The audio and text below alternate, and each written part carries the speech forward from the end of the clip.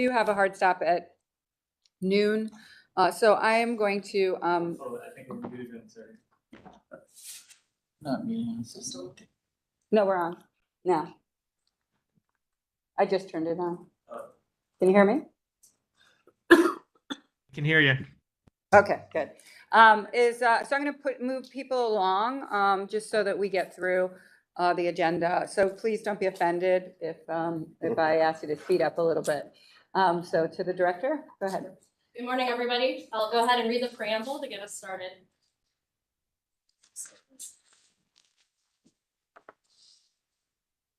So, hey, Kelly, can you close the view window for us?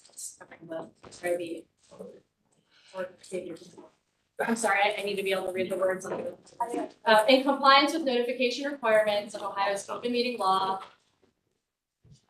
By now. Window on the The screen. window on the screen. The window on the screen. No, not that window, the window. Window on the screen. This is like a true, what's it called?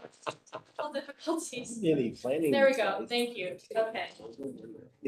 I apologize. Let me begin again. I'm sorry. I had a technical difficulty with our screen. In compliance with notification requirements of Ohio's open meeting law and section 101.021 of the codified ordinances of Cleveland, Ohio, 1976, notice of this meeting has been publicly posted. All boards and commissions under the purview of the City Planning Department conducts its meetings according to Robert's Rules of Order. Actions during the meeting will be taken by voice vote. Recusals from any vote due to a conflict of interest should be stated for the record prior to taking of any vote. In order to ensure that everyone participating in the meeting has the opportunity to be heard, we ask that you use the raise hand feature before asking a question or making a comment. The raise hand feature can be found in the participants panel on the desktop and mobile version and activated by clicking the hand icon. Please wait for the chair or facilitator to recognize you and be sure to select unmute and announce yourself before you speak. When finished speaking, please lower your hand by clicking on the raise hand icon again and mute your microphone. We will also be utilizing the chat feature to communicate with participants. The chat feature can be activated by clicking the chat button located on the bottom of the WebEx screen. Call-in users can unmute by using star six. All meeting activity is being recorded via the WebEx platform. These proceedings are also being live streamed via YouTube. All requests to speak on a particular matter submitted through proper channels have been considered. We've also received emails from those who have provided written comment on a particular matter. Proper channels for comments are listed below. Communication with members of this body must follow proper channels for consideration. Any comments received by the stated deadline are collected by city planning staff and disseminated to the commission members prior to the scheduled meeting. Thank you. All right, let's call the meeting to order. Michael, can you call the roll? Anthony. Present. Downey. Present. Luker. Present. Curry. Present. McCray Scott. Slight. Present. And Chair, we have the floor. Great. First order of business is to approve the minutes from the previous meeting. We have them here if anyone needs them. They were also posted in advance of the meeting. Madam Chair, I'd like to move approval of the minutes of the previous meeting. Second. We have a motion and a second. Call the roll. Anthony. Yes. Downey. Yes. Luker. Yes. Curry. Yes. Slight. Yes. Motion carries. Next item, we have one zoning map amendment, which is a public hearing. And so for zoning matters, we will hear from staff first, and then we will hear sponsor testimony. So anyone who's here to speak could be the council person or the project owner of the property. And then we will take public comment since it's a public hearing. First, we'll hear from proponents, those in favor of the zoning change, and then we will hear from opponents, those opposed. We ask that you please state your name clearly, your organization or your address, if you're a nearby affected property owner. If you are here, we do have a sign-in sheet. If you are on Zoom, online, WebEx, just raise your hand. And I can see if you do that, and I will call on you in order. Please keep your statement to 3 minutes or less so we can move on to other business. So with that, the first item is ordinance number 641-2023. And this is to amend the title and sections 4 and 7 of the ordinance 1193-2022. This was passed on December 5th, 2022 to change the use, area, and height districts of 107th and Stokes Boulevard. I will note that this is also the second design review item.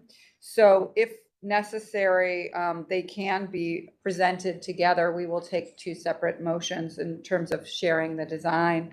And we will have to remove the second one from the table when we get there. But for those, it might be useful to just make the presentation together with staff, and then we don't have to hear it twice. So thank you. To the chair, I'd like to kick us off first. Shannon Leonard has joined us virtually, so I want to acknowledge that she will be presenting virtually as she is home for family matters. I do want to share that this is coming before you again today for a site plan change. And so the rezoning will address that particular site plan change. I'll say that the project does align with several city goals, which I have reiterated and which I've iterated in past meetings. We're really interested in walkability and multimodal access. And we believe this site is proximate to 3 high-frequency transit lines, and that this is a transit-oriented development, transit-oriented housing development. And you'll see in the presentation that they've engaged in transportation demand management, which is integrated into the legislation.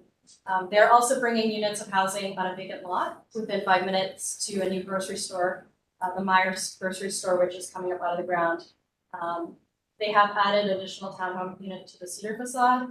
And ultimately, when the team presents, they'll share more about their development thesis, but ultimately the design change is meant to retain the level of rents that they have proposed in the development thesis. So I'm just going to go ahead and turn it over to Shannon, who will give the technical background for the zoning and the site-specific zoning.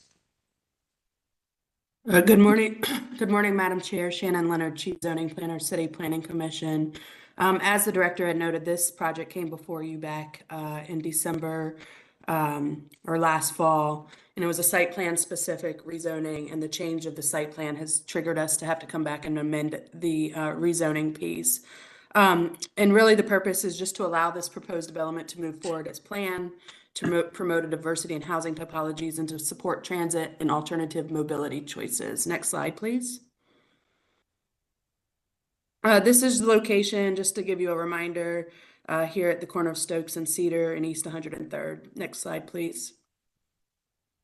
The existing zoning was currently previously local retail. Right now it's limited retail. Next slide, please. The existing setbacks are a 43-foot setback from the center line along Cedar, and then the 5-foot setback along East 103rd. Next slide, please. And so what we're proposing here, again, is limited retail business H3. The use, area, and height districts aren't changing, nor are the planned setbacks 0 feet along Cedar to accommodate the townhomes, and then the 7 feet from the property line along Stokes Boulevard. We are still proposing those same setbacks. Next slide, please. This is a site development boundary. Next slide, please. And so this is the site plan. In the top right corner, you can see the original site plan. This is really what's changing. I can walk you through it. Next slide, please. Again, the elevations are changing. It's one large building rather than with the dip in the middle. Next slide, please. Again, next slide, please.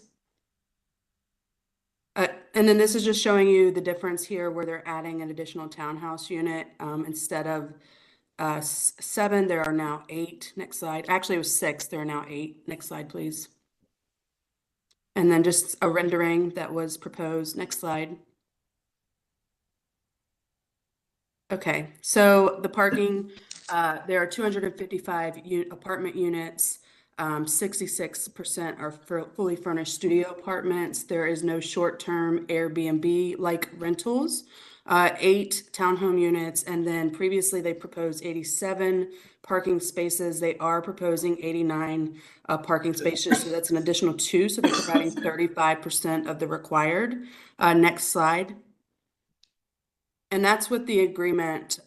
They did a demand study. They've made a commitment to Fairfax to work expeditiously with the city to create a residential permit parking if needed. And then there's close proximity, as the director had stated, to several bus routes, including the Health Line, which offers 15 minutes or better frequency. Next slide. And so within this specific legislation, we gave them some transit demand management opportunities, which is a set of strategies aimed at maximizing traveler choices. It focuses on understanding how people make transportation choices and helping people use infrastructure that is already in place. We provided a list of choices that have been identified as the highest priorities that offer the greatest amount of opportunity and benefit to residents and the visitors alike. And then this specific legislation requires this development team to adopt and maintain some of these prescriptive strategies. Next slide, please. And so they will be exempt from the requirements of 349 as it relates to automobile parking, so long as they continuously adopt and maintain the strategies as adopted by Planning Commission previously and attached to the legislation. The transit options will subsidize passes at 40% subsidy to tenants not eligible for free or discounted passes. They will provide cost savings if they opt not to rent a parking space. They will have electric car charging stations to be provided for 10 parking spaces initially, with infrastructure to expand to at least 50% of parking spaces. Next slide, please. And so then what is active transportation choices? They'll work with the city of Cleveland potentially to reduce traffic lanes, improve crosswalks, and utilize traffic calming features, streetscape improvements, interior secured bike parking provided for 150 plus bikes and covered exterior bicycle parking. Bicycle repair kits, air pumps, and adequate workspace will be provided for all residents and staff. They will have shared bicycle program with locks, helmets, baskets, and other amenities. And they will have designated parking available for shared electric scooters as an affordable, convenient, and carbon-free amenity. Next slide, please. This was the council's support back in the fall. He's also passed along his support for the site plan change, understanding some of the building constraints. Next slide. And that's it. We're just proposing the exact same zoning, limited retail business H3, 0-foot setback from Cedar, 7-foot setback from Stoke. So removing those former setbacks. And then they're just proposing to change the site plan. Okay, thank you, Shannon. Before we take questions from the commission, just technical questions and the public comment, I am going to let the applicants present quickly what went to design review, and ask that you do it quickly and that you address the notes that we have before us about the comments from the Euclid Court design review. Anybody who's going to speak to this matter or present, I need to swear you in. Do you swear to tell the truth, the whole truth, and nothing but the truth, as you shall answer to the penalty of perjury? I do. Okay, take it away, and you can walk through fairly quickly, but please address some of the notes from design review. Absolutely, and I appreciate the opportunity to be here. This is Jeff Goldstein from the development team. We will be efficient and brief, cognizant of everyone's time. Shannon did a great job of kind of addressing some of our goals here. I just want to reiterate from the development team and the ownership team that our goals and intentions around this design change were simply to keep with our thesis and be able to have a constructible and feasible project that we could deliver to this neighborhood at the rents and the unit count that we initially promised. Since we started this, our construction borrowing costs have essentially doubled. Our costs of construction have gone up by about 50%. And this is with the design change and keeping the same unit count from our initial plan. We're fortunate to have a great relationship with a local independent Ohio-based lender who has stuck with us, who has agreed to increase our financing amounts. And we have a wonderful equity partner who has also increased their equity commitment to make sure that we can build this project. Financing, though, is getting more difficult every day. And we run the risk of losing out on this great opportunity to build this project if we're not able to kind of efficiently move along and get a shovel in the ground. During this process, like Shannon said, we're able to squeeze in a few more parking spaces, and our architecture team and my colleague Jesse will go through some of the design changes. But I just want to just reiterate that our only goal here is to provide this transit-oriented plan to the community as quickly as possible. Jesse, you want to go through, Jesse and LDA, you want to go through the design changes? Yeah, sure. I'll keep it very brief. Obviously, we're going to be talking about, and Jeff mentioned rather quickly, some of the constructability issues facing the project. But we also have an in-house property management team who gave us some pretty damning feedback on the previous design. They noted some substantial issues, which I'm more than happy to go into in detail at the council's request. But they noted some substantial issues with operation and security of the building. They also noted some items which would impact the end user's experience, which in our opinion is the most important aspect. And I'd like to reiterate today before we go into the presentation, we are seeking final approval. The importance of this approval for us is to be able to move forward with the building superstructure under phase building permits.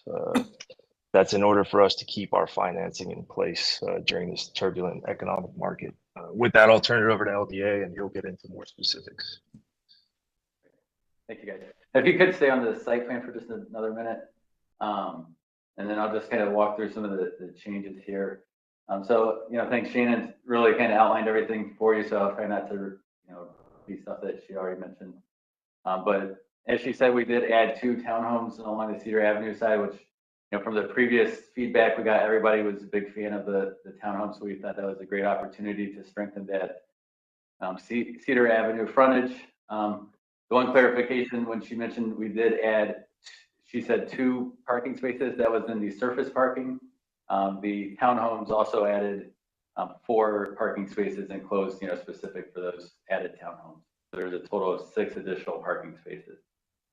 You also seen the site plan. We've shown through the progress we've made in the 2 public art and landscaping areas at Cedar and Stokes, and then 107th and Stokes. And then the overall, as Tina mentioned, the overall shape of the building has been adjusted, so there's 1 story less, and then the overall length of the building is 50 feet less. This slide here shows we've kept the same number of dedicated low-income restricted units in the same proposed rents, with the 66% of the units being in that affordable 80% AMI range. Next slide. And then we'll go through these. Some of these were also in Shannon's presentation. As requested, you mentioned, how did we address the Euclid corridor comments? You can see in this slide, above the entrance, we have really tried to keep that connection between these 2 masses very glassy and open, so you'll kind of see through that piece. So that was one of their comments, and we switched that from more of a window system to a storefront system to maximize that glass.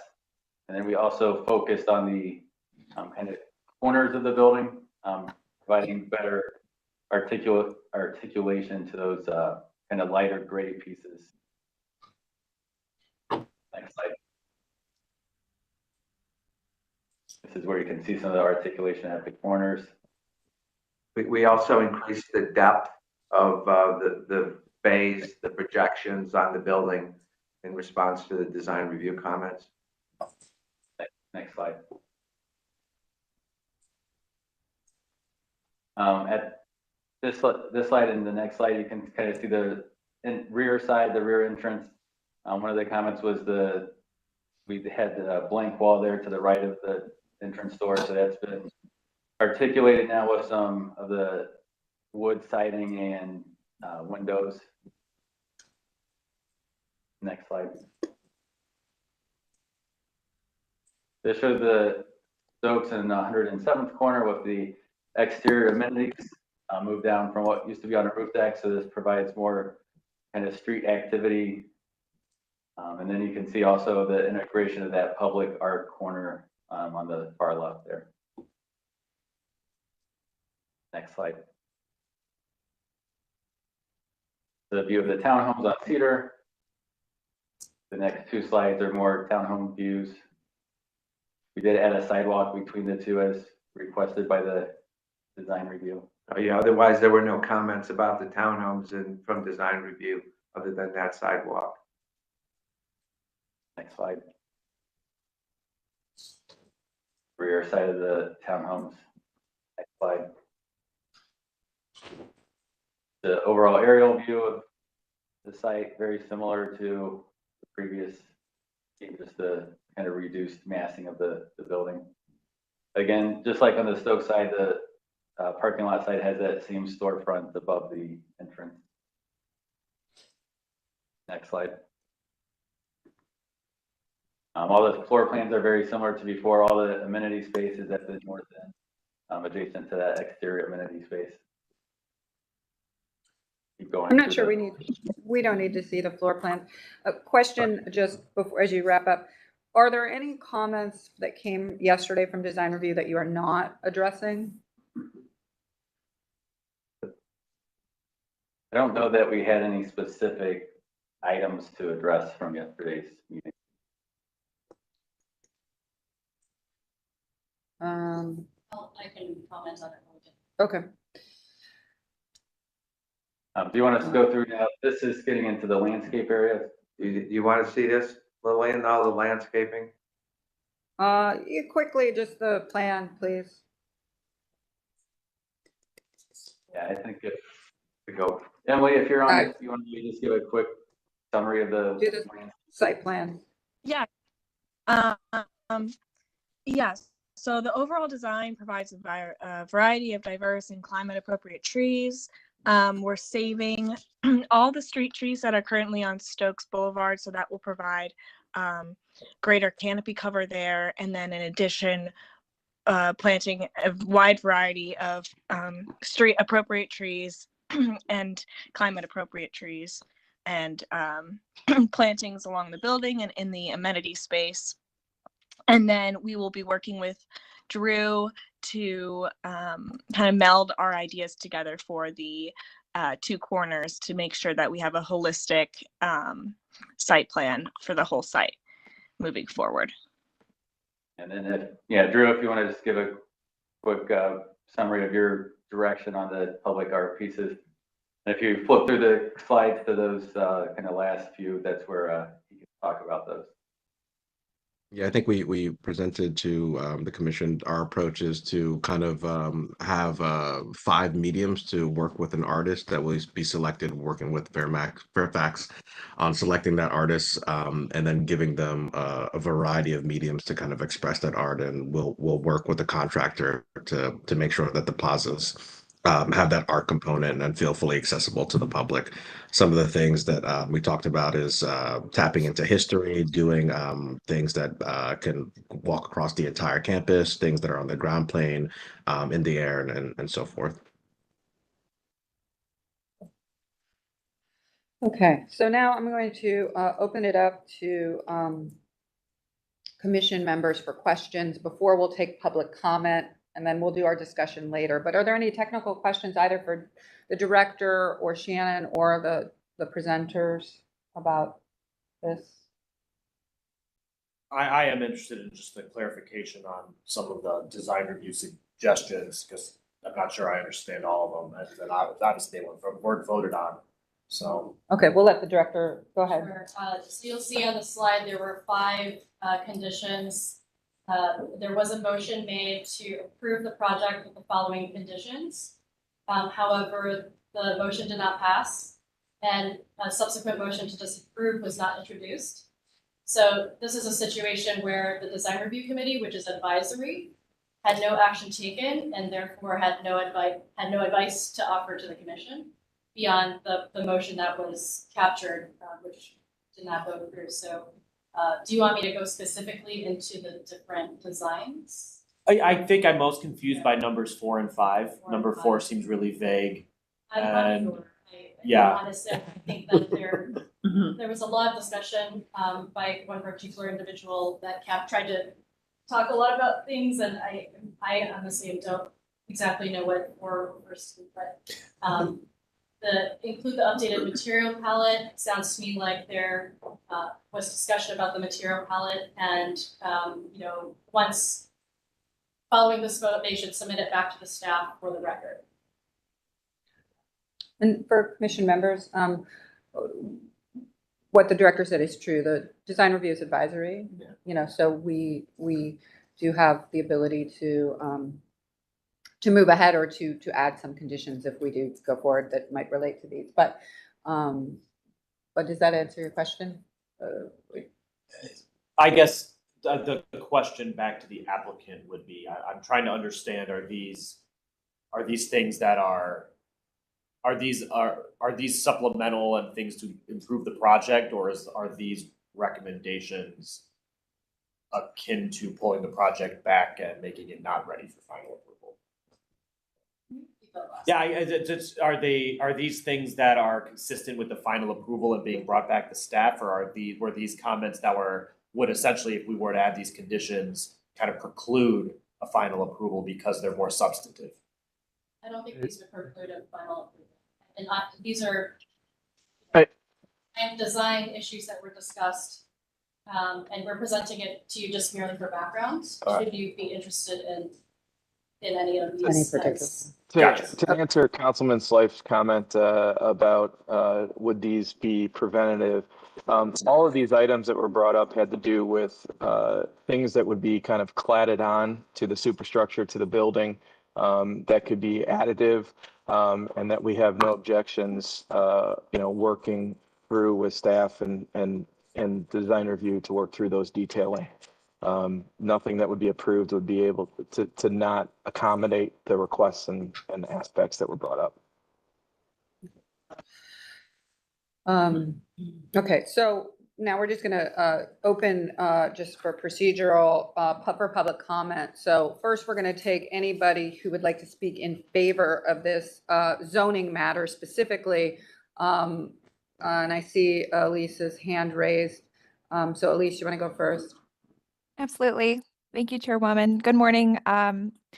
Again, my name is Elise Yablonsky from University Circle, Inc., and I just want to briefly speak in support of this project yet again.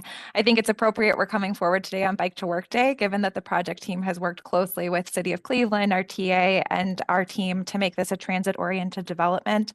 We're in ongoing conversations with the City of Cleveland about implementing a bike facility on Stokes Boulevard as recommended in our Moving Greater University Circle plan, and the development team has been supportive of that effort, and certainly this development is supportive of that and bringing energy and activation to this space at the intersection between University Circle and Fairfax neighborhood. Specifically, as was referenced, the Meyer grocery store as a part of Innovation Square and the New Economy neighborhood. We appreciate that the additional townhomes on Cedar Avenue and that initial change to add that activation to Cedar Avenue. It was a great addition to this project that came about as a part of the process. And we're looking forward to the continued development of those community green spaces. And finally, in affirming our support, I want to highlight again that the zoning amendment is a modest impact to the building footprints, and we appreciate your review and consideration to allow this project to move forward, and further appreciate the development team's commitments to responding to the specific items that were addressed yesterday in their final designs. Thank you. Anyone else want to speak in favor of the zoning change? I don't see any hands. Anybody who would like to speak against or opposed to the zoning change or has a question? I don't see anyone. So we'll close the public portion of the meeting and ask that the commission first we discuss and address both matters, but first we will act on the zoning map amendment. And then we're going to actually take the design review off the table and then act on it because it was tabled at our last meeting. So let's start with the zoning change specifically. Madam Chair, I'd like to move approval of the zoning change relating to the use height and area districts of parcels of land north of Cedar Avenue between East 107th Street and Stokes Boulevard. Second. We have a motion and a second. Any further discussion or anything related to that? All right, call the roll. Yes. No. Yes. Luker. No. Bird. Yes. Yes. Motion carries. So first I'll need a motion to remove the design review matter. This is 2022-010, which is the UCI Development Stokes West seeking final approval. Can I have a motion to remove from the table? Yes, Madam Chair, I would move to remove this item from the table. Second. Motion and a second. Please call the roll. Anthony, Yes. Downey, Yes. Luker, Yes. Curry, Yes. Slider. Yes. All right, so first, let's have any discussion or more questions about the design. Yes, Madam Chair, I just want to make a comment. The applicant, I commend you guys for bringing in more diverse voices to this process. It was obviously at the urging of this commission that it happened. Hopefully, there's a lesson here when designing in Black and brown communities. You need to lean in, you need to be considerate, and you need to be transparent.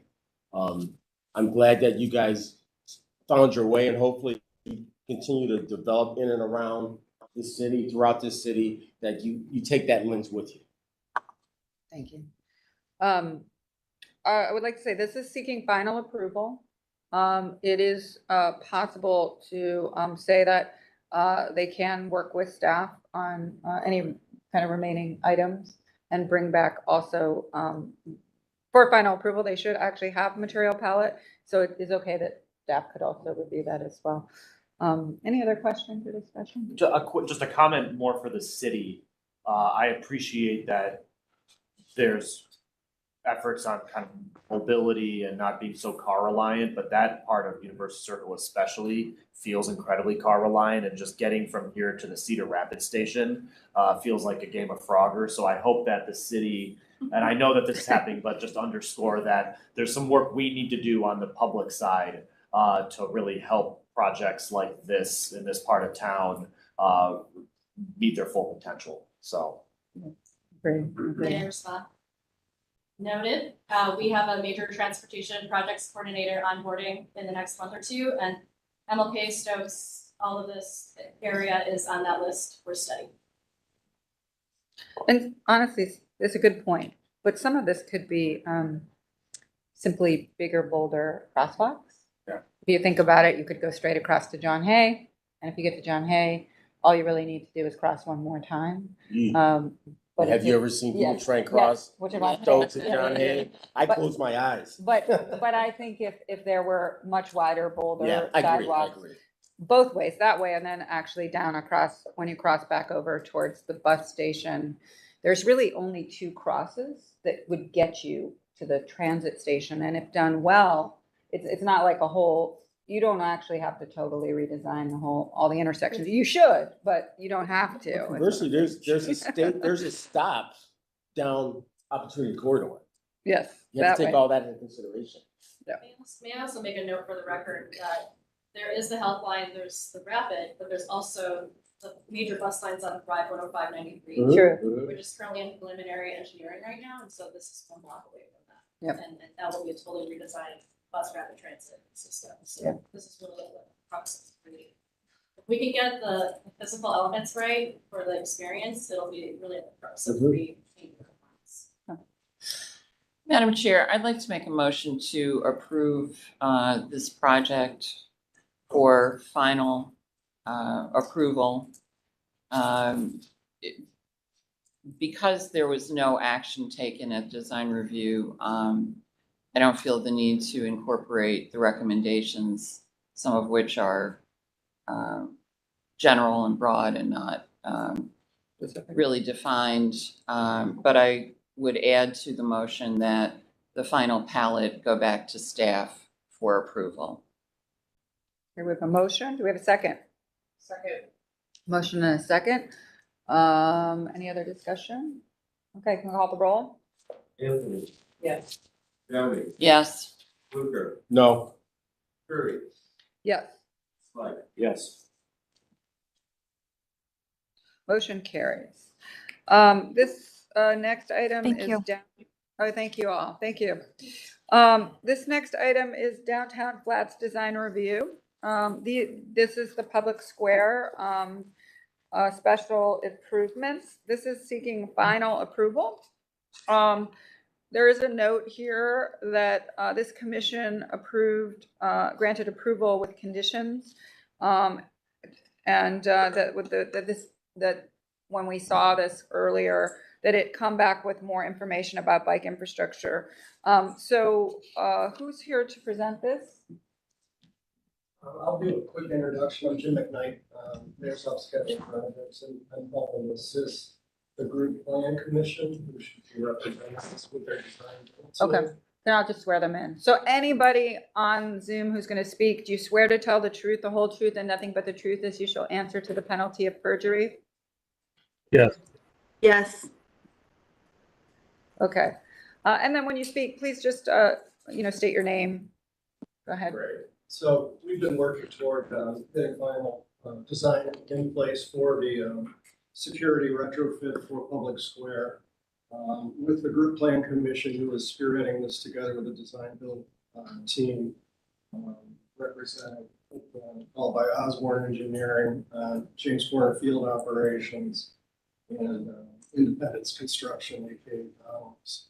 This is the original team that built the square. They've been doing due diligence over the last few months in order to do an as-built survey of all the underground utilities.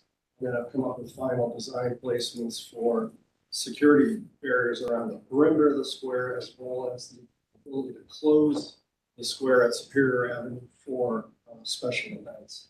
So with that, I'm going to turn it over to Group Plan and their representatives. And the presentation. Jim, if I may, thank you to my colleague at MoCap. If I may, I just want to add that this final approval will allow for the bollards to move forward specifically, as well as the Raptor retractable bollards, with the intent of finally getting the Jersey barriers off Public Square. So that's the big picture goal after that with this presentation. That's correct. I would just say that the intent is to get into the fall construction sequence, and we do need to order materials as it be about that. Okay. Hey, good morning, everyone. Oh, sorry. Oh, no, I was going to say, go ahead. Go ahead. My name is Veronica Rivera. I'm with James Corner Field Operations. We were the landscape designers of the square. And quick picture of Cleveland Public Square. Everyone knows where it is. As Jim mentioned, the strategy or the project is about providing a security retrofit for the square. It's been an extensive process. Throughout December, RTA board approved. In January, we received preliminary planning commission approval. And yesterday, we received approval as well. Next slide. Just a reminder that we're working on these 6 areas. Obviously, each area is slightly unique, pending the alignment of the roadways adjacent to it, and therefore the design is finessed and fine-tuned to address the circumstances or the conditions at each of these areas. Next slide. As you all know, Cleveland Public Square is the hub of utilities. There was equal efforts underground than above ground when we did the square, including NASA lines, believe it or not. So that is definitely a major driver for the selection of the bollards, not only the product type, but how it can be constructed in order to address these constraints. Next slide. We've held about more than 15 meetings with small groups to coordinate these efforts, including multiple visits to Public Square, and drafted about 8 potential design alternatives. Next slide. And from those efforts, we received the drawing on screen with the request of aligning the bollards with the curvature of the extended curb line, as well as reflecting the geometry of the butterfly promenade or the key bank promenade onto the crosswalk itself. So the drawings that you're going to see herein reflect those design modifications. Next slide. And as a summary, right, the scope is removal of the barriers, curb replacement, signal removal and replacement, crosswalk removal and replacement, striping, including bike striping, bollard installation, Superior special events enclosure. Next slide. So on screen, this is a planned rendering of what Superior would look like with the modifications, including the bollards. You can see the little dots on screen would be the bollard locations. In the next slide, we highlighted them a little thicker because true to scale, they're hard to see. So here in red are the bollards aligned as requested. This reduces the center of the square, the actual roadway segment, to 26.5 feet. And as you can see, the bollards are a standard 5 feet on center, except for in the center where they're widened. The spacing is widened to both visually emphasize that this is the new crossing point for pedestrians. And this crosswalk is flush, it's at grade, and then it tapers down from there to meet the roadway grades in the rest of Superior Avenue. And to the left and to the right, you can see the 9 retractable raptors that are flush in their day-to-day condition and can be raised for special events to impede vehicular access to Superior Avenue. Next. What's changed since the last time that you all saw this presentation is due to the utilities. They all need to be shallow mounted bollards, and therefore the bollards themselves need to be a little bit more robust, a little thicker than we originally expected in order to meet the ratings of M30 and M50 pending where they're located in the square. So in lieu of a 6-inch diameter bollard, which is what we had originally showed precedence of, they're going to be either 8 or 10-inch in diameter, depending on where they're located in the square. Next. And these are images of the raptors. Again, these would go up during special events or where Superior Avenue needs to be closed. We've coordinated to obviously select the product that can withstand the winter conditions in Cleveland. We all know that, you know, it could be sunny and then snowy in Cleveland in a blip of a second. And also if power goes out, they can be manually raised. It takes a little longer, but in case of emergency where for some reason the city is out of power, we can still lower the raptors. And the lower side of the screen, you can see their day-to-day condition, which is flush, no tripping hazards, with the adjacent roadway. Next slide. So this is the existing condition of Superior Avenue crossing. The crosswalks were aligned with the historical location of the crosswalks from when the square was 4 different quadrants, and then the modified Superior crossing. Next slide. With the addition of the security bollards and then the raised crossing right in the center of Ontario Avenue. Next slide. In the perimeter of the square, as I said, everything gets a little bit nuanced based on the alignment of roadways. North-south axes are the most rigorous of conditions, right? Because you are kind of driving perpendicular to the square, so you're able to reach higher speeds and, you know, enter the square at a higher speed. Therefore, these bollards are the highest rating. And then the other corners of the square we've modified slightly in order to still meet the vehicular deterrent, but provide proper pedestrian access. Next slide. So quickly walking you all through those conditions. This is Ontario access. So this would be your north elevation looking south. Next slide. And this is your south elevation looking north. And like I said, this is where the bollards would be M50 because you are kind of driving perpendicular to the square. Next slide. On the northeast corner, we have arrayed 7 bollards, of which 3 are in the center, which is we need those 3 to provide the vehicular deterrent, but then additional bollards flanking the pedestrian entryways to create that wider visual deterrent for the square. Next slide. And in plan, kind of showing where these are located. They're just inset of the paver band that surrounds the square, where all of the trees and poles and whatnot occur. Obviously, that band is where we also accommodated originally the ADA ramp. So we don't want the bollards to be within the ADA ramp. They're just slightly inset of that perimeter boundary. Next slide. And the northwest elevation, very similar. In this instance, the roadway is less aligned with the corner, so vehicle access is even harder to achieve. Therefore, we've arrayed 5 bollards in this instance, if you go to the next slide. But the strategy is similar, having the 3 bollards in the center and then 1 bollard on each side of that kind of main pedestrian access point. Next slide. And then the southwest corner, we all know there's not really any, vehicular access perpendicular.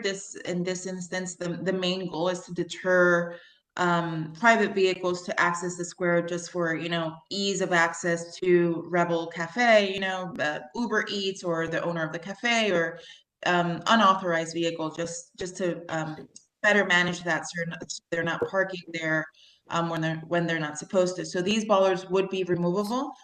Based on yesterday's feedback, we will be tightening the spacing slightly down to 8 or 7 feet. But the idea is that these bollards are slightly lighter weight in a way, because we don't want to ruin anyone's back, and we know that they're going to have to be placed and removed frequently, but they also have to be robust enough that not, anyone can just remove them or lower them without authorization.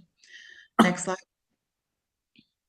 And the placement of them is very similar, right? We want to achieve pedestrian access, free flow pedestrian access, ADA accessible access, while still providing the bollards to deter vehicles from accessing this area of the square.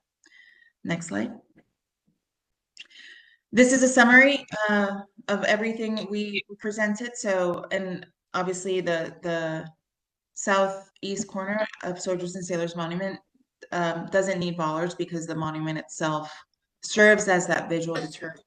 And then everywhere else, we are providing specific to the condition bollards. Thank you so much. Thank you. Commission members, questions? Yeah, I missed the initial presentation. I know this boat is pretty much sailed, but I don't know why we love bollards in this city. I think, in my opinion, especially along with Superior, we could have come up with something very creative that doubled as a deterrent, but also maybe on the backside could be a seawall or something. That's just my general opinion. I know we're down the road. Hopefully, as we look at all the other public spaces within this city, bollards just aren't just the only answer. I think we could have done some really creative things. It could have been public art or something that actually created a nice deterrent, a robust deterrent, but a nice environment, because I believe bollards have a negative connotation. So again, I know this ship has already sailed, but that's just my feeling. To Ms. Rivera or whomever, for the southwest side with the removable bollards, I appreciate the willingness to incorporate the comment of moving them closer together, because the parking, it is Uber Eats people, and I've gotten into arguments with people saying you can't park here, and they said it's temporary. I said it says permit. Where's your permit? Is 7 feet enough? I'm trying to think of what the standard width would need to be that, you can't still sneak through the tightness of the bollards. Like, do they need to be pulled even closer together than 7 feet to create that deterrent is the first question. And 2, can you go through a little more about how the ease of removing them and how we prevent them from being removed, so that we don't just end up someone removing the bollard permanently and we're back to kind of where we are right now. Bueno, a standard removable bollard, you basically need 2 strong guys to lift them up, because they have they're very heavy. So we are actually working to try to have these bollards be collapsible. I don't know if I said that right, pero the ones that collapse. Yeah. Or retractable. So we're still kind of seeing if we can pull that off with the utilities that are there. We're kind of fine tuning that with the engineers. Pero if the utilities don't allow for that, there's no way an Uber Eats guy, unless he's like Hulk or something can remove this that easy. So that's why we're looking into other alternatives. Independent of that, the removable bollards are key locked. So whoever, you know, the only people that would be able to unlock it in order to remove it would be authorized personnel. Regarding the spacing, 7 feet, a car is about 8 feet wide. A standard parking lot is 9 feet wide. So 7 feet at this angle, unless you're like Agent 007, you know, like master of driving, it's going to be extremely hard for you to get through those bollards. Let's take a little scooter. Yeah. Okay.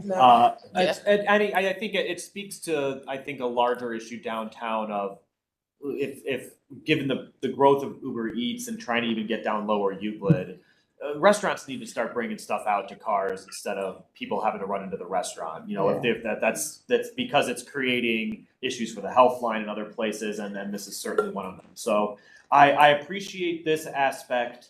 I will say I remain disappointed that deeper conversations were not willing to be had about buses going through public square.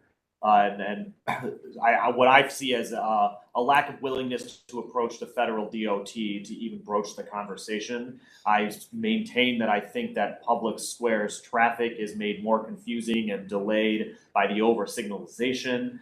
People are constantly blocking the bus lane, so buses can't cross over. And I'm not convinced that there's not a solution to keeping buses around the perimeter, and with the growth of doors and other things, allowing this to really function as a park. But I like August, I realize that this project has gone beyond that conversation.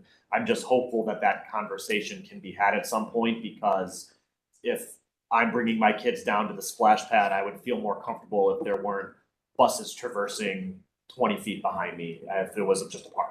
But that's my soapbox. That's my position, and I'm sticking to it.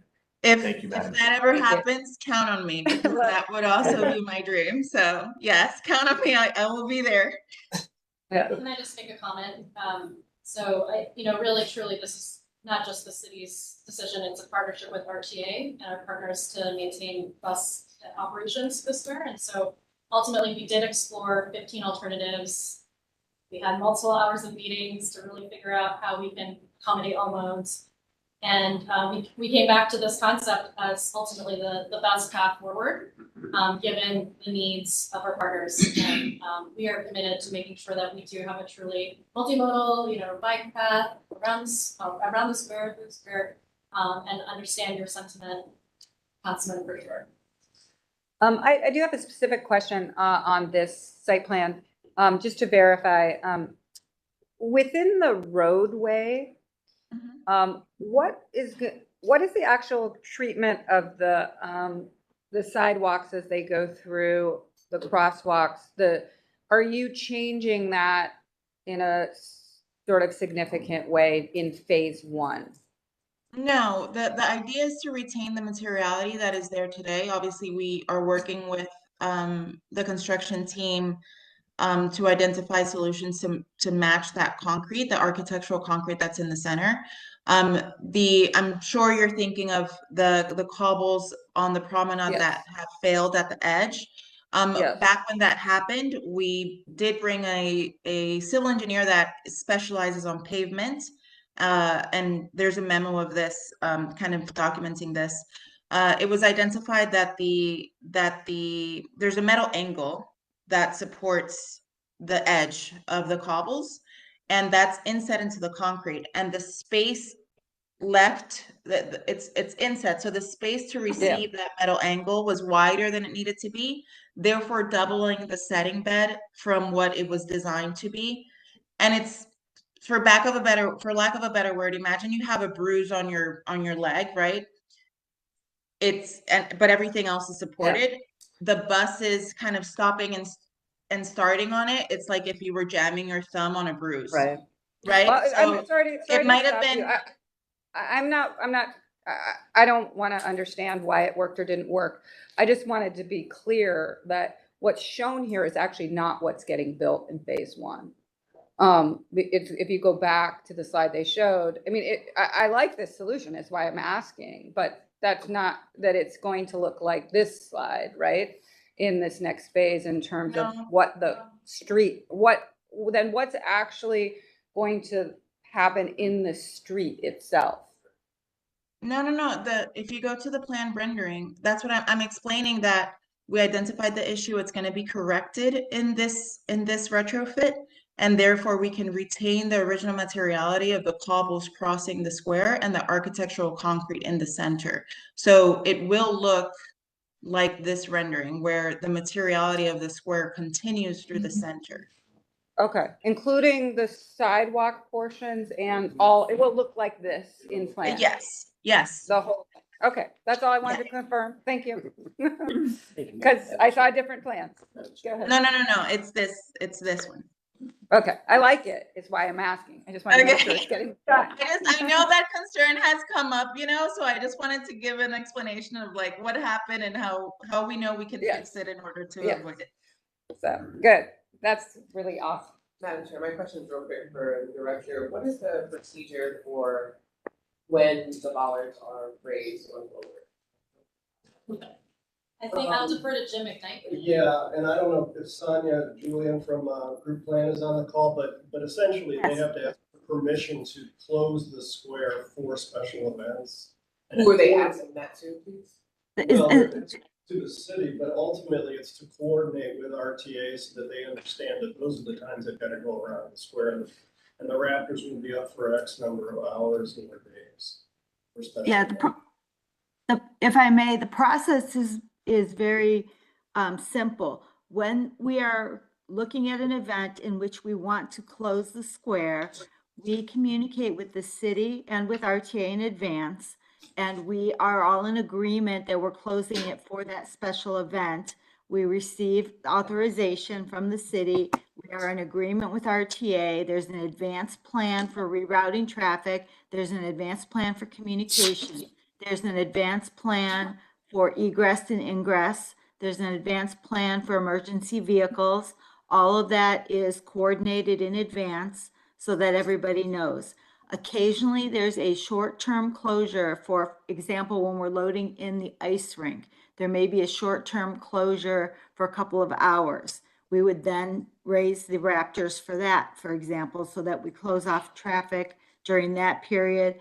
We would then lower the Raptor to bring in the semi, raise the Raptor during the period of installation, then lower it. So it's a short-term period. But for the most part, and always in those situations, it would always be coordinated with the city and with RTA. There would never be an instance where we would just on our own make the decision to close the street. Never would happen. Okay, thank you. Madam Chair, I'd like to move approval, final approval for the public square special improvements. Second. Motion and a second. Any further discussion? I'd just like to thank the administration and everybody for working through something that is not perfect, but this is really nice to see and much better, and is going to deliver on the promise of a connected, better connected public square. So thank you. Can we call the roll? Anthony. Yes. Downey. Yes. Luther. Yes. Curry. Yes. Yes. Motion carries. I am going to recuse myself from the next item, and August is going to leave it.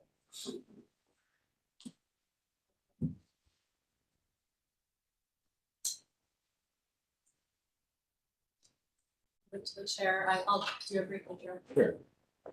Thank you, Vice Chair Fluker. We are excited to have the next phase of the Rock Hall come before you today. So we received conceptual approval March 31st, and they're back with more detail for their schematic approval. And so, we can speak more to the design review summary afterwards, but ultimately we're really excited. We feel that the public realm improvements are excellent. And the building itself is this sort of iconoclastic building, irreverent, which they'll talk about in their presentation. So without further ado, I'll turn it over to Tim Opperman, who will introduce the team. Yeah, just quick ground rules. Like to hear from the applicant, then we'll entertain any staff comments. and then of the planning commission. Thank you. Who's here to present on behalf of Rock and Roll? I'd like to swear you in. Hi, I'm going to kick it off. I need to swear you guys in first. Who's speaking? It's Greg Harris, and I'm the President CEO of the Rock and Roll Hall of Fame. And it's an honor to be speaking. Thank you to Chair Curry, Director Huang, and committee members. Just a second. I got to swear you guys in. I need to know who's presenting first. I swear you in. You say aye, give me the high sign, and we can proceed. Greg Harris is presenting. All right, thank you. Do you solemnly swear to tell the truth, the whole truth, and nothing but the truth for this matter now in hearing, as you shall answer to God or under the penalty of perjury? Yes, I do. Okay, let's go. Okay. Again, thank you to the chair and to the director and the committee members. We're thrilled to be presenting this, and my name is Greg Harris. It's a wonderful time in Cleveland.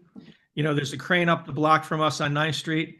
Midtown is coming together. I was over at 21st and Superior a couple days ago. There's projects there. This lakefront activity is really picking up, and we're just thrilled to be sort of at the forefront of this and pushing forward. Joining me today, presenting will be Mark Faulkner from POW. There are design architects, and Lisa Switkin from field operations, as well as other members from the Rock and Roll Hall of Fame team.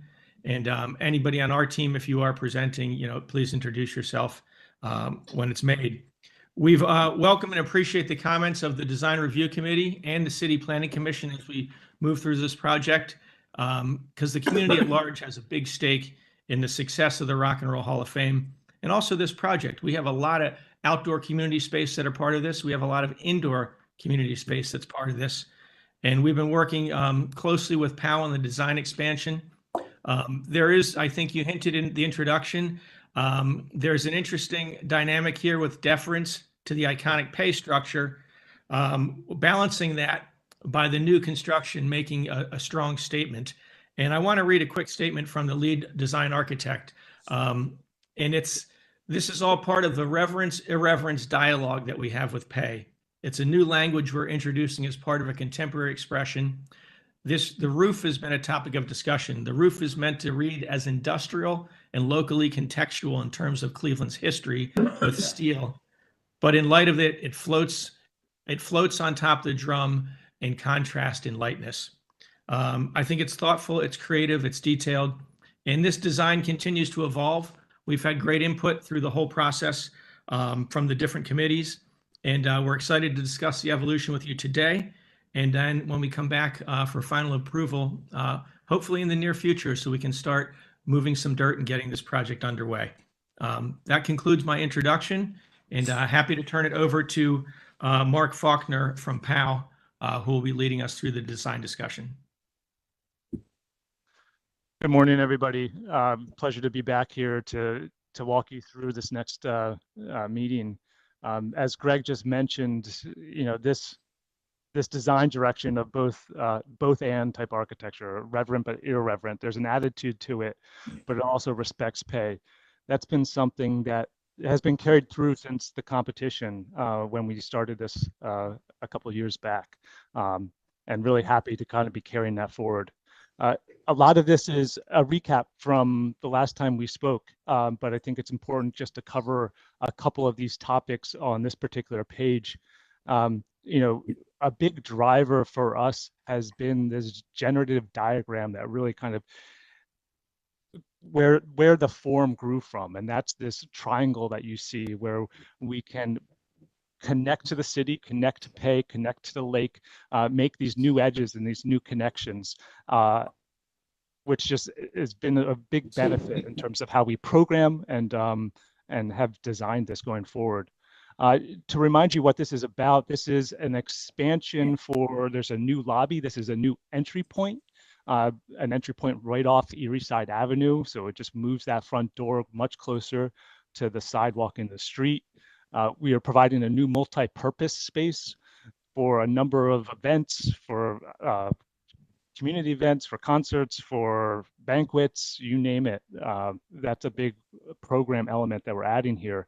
We're also relocating the administrative offices. That the reason for that is it really opens up more exhibit space in the existing building. It expands it, allows the Rock Hall to do more, to host more temporary exhibits, and really just gives them more flexibility. So those are the really big program drivers of what we're doing. On top of that, there's a lot of things going on around the building, outside the building, on the plaza, at the lakefront. You know, we're providing the opportunity to make sure that there are those opportunities on the outdoor spaces. The Rock Hall has done a lot on the plaza, you know, hopes to continue that on the plaza, but now there's opportunities to do more in this lakeside park between our building, between the Rock Hall, and between the Great Lakes Science Center, and even further reinforcing the plaza. So we can just click forward. These are a recap, you know, just to reiterate these diagrams. You know, this was an early diagram we worked on with JCFO, this relation to the city and the lake. This diagram I mentioned in that first one, this new triangle intersecting the old triangle, providing that front door, providing views to the city, providing a porch to the harbor walk. And that led us to the site plan. So if you click one forward, you know, we're very consistent with that initial approach, and this is where we are now. And again, you can see that relationship to the street and to the lake and to the city. And then on the interior, this is a public space. So it's not only a public space around the building, there's a public space on the inside of the building. So we are providing this way to get into the building. People can come in, they can enjoy the space, you know, even without getting a ticket. It's a public space, and we're really happy and proud about that. It's also a space where you still experience that existing IMP pyramid from the inside. You know, we're not changing the structural integrity of the existing building in any way. It's really preserved, and this building is really kind of touching it gently. Here's just a section through. You can see that big multi-purpose space I mentioned, this ellipse on the left, and on the upper levels is the office above the plaza level. And you can go forward in some of the elevations. If you could just pause on this one for a little bit. I think this really shows the lightness of that roof. You know, that's something that is very important to us, that gesture, reinforcing that kind of, that attitude towards pay, but also this kind of, you know, it's reverent, but also irreverent. It's floating. That whole edge is a big cantilever, actually. We're not resting our building on the existing pay pyramid. They're really independent structures. And we designed that. We've been designing that very carefully to make sure that they're not, those structures aren't really overlapping. They're really touching, kissing each other very kind of gently. Another thing I just want to mention on this one, if you go back just for a second, is that detail, that connection between the old and the new. I think what a lot of people don't realize is that when you walk on the plaza of the Rock and Roll Hall of Fame, you were walking on the roof of the exhibit. It feels like ground, but you are walking on the roof. So there is a big gutter at the base of the existing pay pyramid now. There's a big roof gutter at the existing. And what we're doing is really using that same detail, but on our new roof. There has been some leaking issues, and we're really recreating that detail, making it better. We want this to look great for the next generation. That is important to us. It's interesting. The other thing is that it looks like this roof is sloping to pay. It's actually sloping also to the lake. So all the water from our new roof is not going into that gutter where the pay rainfall comes down. It's all being transferred away from the existing building to the lake, and then to some other points on the plaza, but not to the gutter that touches pay. So we're not increasing the water runoff along that edge, which has been a big driver to solving this connection detail between the two. So I just want to mention that on this particular item, because it is something that came up in design review and something that we're going to continue to make sure is addressed and reviewed with you all. If you could go to some of the next pages, just to recap, this is that view from the Great Lakes Science Center. You can see how it's a lower roof, sloping with the landscape. Really kind of works nicely in that regard. And then from the harbor walk, that really large expanse of glass, really making that a friendly condition at the harbor walk. You can see up into the building. We do have some doors there. Those are not day-to-day doors. They are kind of egress doors. I think there could be events where we're letting people in at that level. But it is a really open, visible interior space from that harbor walk. And then maybe we just go through some of the other ones. We showed you this one before. This is this aerial view, somewhat similar to what it would be like standing on the, behind the tracks on the mall, looking forward. You can see that harbor walk leading you down to the, you can see that path in our new Lakeside Park leading you down to the harbor walk, and you can see the relationship to the plaza. And then we can just go through a few more of these.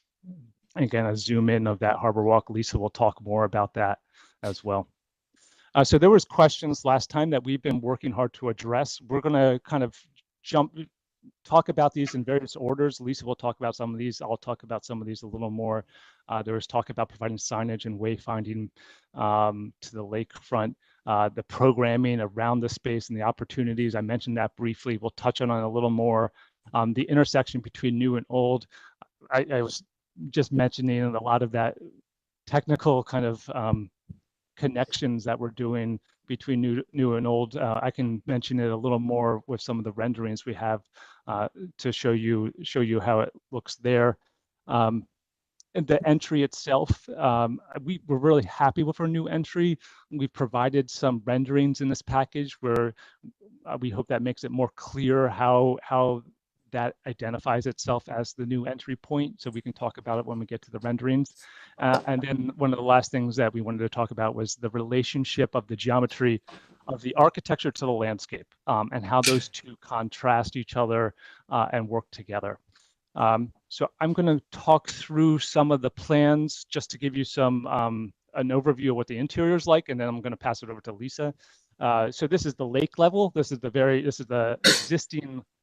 This is the same level as the lake level of the existing building, so they're on the same levels. This is where our multi-purpose space is. There's some support spaces around there, restrooms. We're looking at doing some kind of bar. A lot of the mechanical is down here too, and that's a big item because in a lot of buildings the mechanical is on the roof. This is a very visible roof, and we've wanted to make sure that we're really hiding the mechanical from the public view. So we're doing pretty much the majority of our mechanical equipment is all down here, really tucked away out of sight. And then that big on the right, you can see the existing exhibit. If you can see, it's a little small, but you can see that number 7. That's where the former offices were. That we're moving, and you can just see what that does for the Rock and Roll Hall of Fame exhibit. It really gives them a lot more space and capability to have the type of shows that they want to have. So that's the lake level. If we move up we go to the plaza level. So this is the where you enter. That entry, you can see we're doing a new drop-off zone right off of Erie side. The entry is right there. We have a covered canopy, so if you're coming out of the car, you're immediately covered. That especially helpful in weather conditions. This canopy is something this entry vestibule is something we're refining even further, making sure that we don't have like little wedges where trash is being blown in. I think we'll even that sort of thing out just to make sure it's really functional. But that entry right off Erie side, the way the interior building flows has, we've been studying this. This has been the biggest thing to solve. There's kind of like a figure 8. It's hard to describe. You come into this lobby, this public space, and we have this means to get down to the harbor walk, this kind of public progression down to the harbor walk. And that's where you enter that main exhibit. You come into this front door, you come down to the harbor walk. You have some great views. We're really excited about some of the views on this interior space looking back out to the lake and the harbor. You go down those ramps or stairs and you come into the main exhibit. you go through the main exhibit, and then you come back up through pay, and you go up into the higher levels of pay, and then you come out what used to be the existing front doors. So those are still, that's still a way to get out of the building. You come out you come out what used to be the existing front door, and then you exit Mr. this Faulkner, vestibule again. Mr. Faulkner, our purview is really the exterior. If these plans relate to how the public might access, that's great. So you can move along. Thank you. Thanks, no problem. I'm an architect who likes to get into the nitty I gritty know. details of I everything. am So too. I get excited about it. And, you know, we think about all these things holistically. So like the interior informs the exterior and the exterior informs the interior. So it's a I big, understand. a big circle for us. So I think with that, you know, the last level was the offices. We don't need to talk about that, but I'm going to pass it to JCFO and Lisa Swick, and then I'll come back and talk through some of the exterior renderings. So Lisa? Great. Hi, everybody. So I'm the landscape architect. I'm here to talk to you about the public space. Can you actually go back, I think, a few slides back to the plan that shows the existing condition? One more. Great. So forward to the, yeah, right here. Perfect. Thank you. This area between the kind of the existing Rock Hall Museum and the Great Lakes Science Center is what we're referring to as the community park. This is the current condition. If you go to the next slide, the whole purpose of this space, like one of the driving kind of forces, was really to provide an ADA accessible and welcoming entrance both to the lake, but also back to the city, right? Because some people do park at the Great Lakes Science Center or at the Brown Stadium and enter the other way. And this is really achieved through providing a very significant reduction in the slope. So for those of you that know the area, you're negotiating an 18-foot grade change from the top of Erie Side down to the Harbor Walkway. And we really wanted to increase the accessibility to the lakefront here. So this meander actually allows us to physically negotiate that grade change, as well as create a really dynamic experience that's immersive. It's kind of this walk that dramatizes the sense of the arrival at the lake. It opens up to the lake and the city. There's nestled programs within it. And it also kind of captures these really incredible views, both of the Great Lakes Science Center, as well as the Rock Hall and the new expansion of the Rock Hall. So if you go, the next two series of sections, I think help to explain this. So you see that 18-foot grade change, the series of steps that are currently there if you're walking through the alley of trees. And then if you click to the next slide, you can see how that slope has been gently sort of regraded to create that ADA accessible access. So the design really uses landform. We balance that cut and fill also from the building, which is obviously going to be a big hole. We're using that fill. The fill supports native planting. It deals with these grade changes. It allows us to provide a really innovative and educational stormwater management plan, which I'll show you a little bit more of. But it also creates these kind of sheltered programmatic outdoor rooms in this area, which I'll talk a little bit more about. This is meant to both provide more comfort during the colder months. So it kind of buffers. Those are planted around and they kind of provide this buffer, but they also provide shade in the summer months. And, we feel really great about this space. It's meant to be more casual and friendly and usable. It's kind of informal. This is showing the approach from Erie Side. You can see the opening up. So, that lake is there. It's this magnet. It kind of draws you through. If you go to the next slide, as you're walking down that meander, kind of opens up to the lake, right? This allows you this kind of really amazing experience as you head down to the lake. Next. That kind of opening up in contrast too, just because this was one of the comments, we sort of think the freedom of the landscape really pairs quite nicely and balances some of those super formal shapes and geometries of the building. We didn't want to compete with that. There's such strong forms and we felt like it would be forced if we sort of took that out into the landscape itself. This is just showing the furnishing and site amenities plan. So there's both permanent fixed seating as well as movable seating on the plaza. The idea is to really have comfortable, kind of varied places to sit. It includes bike racks, both along Erie Side and the Harbor Walkway, trash and recycling receptacles, etc.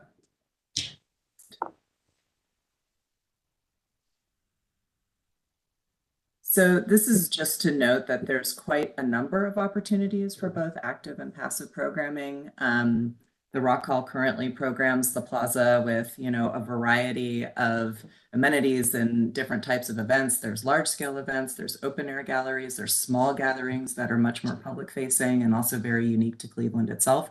So that program is sort of going to continue along the plaza itself.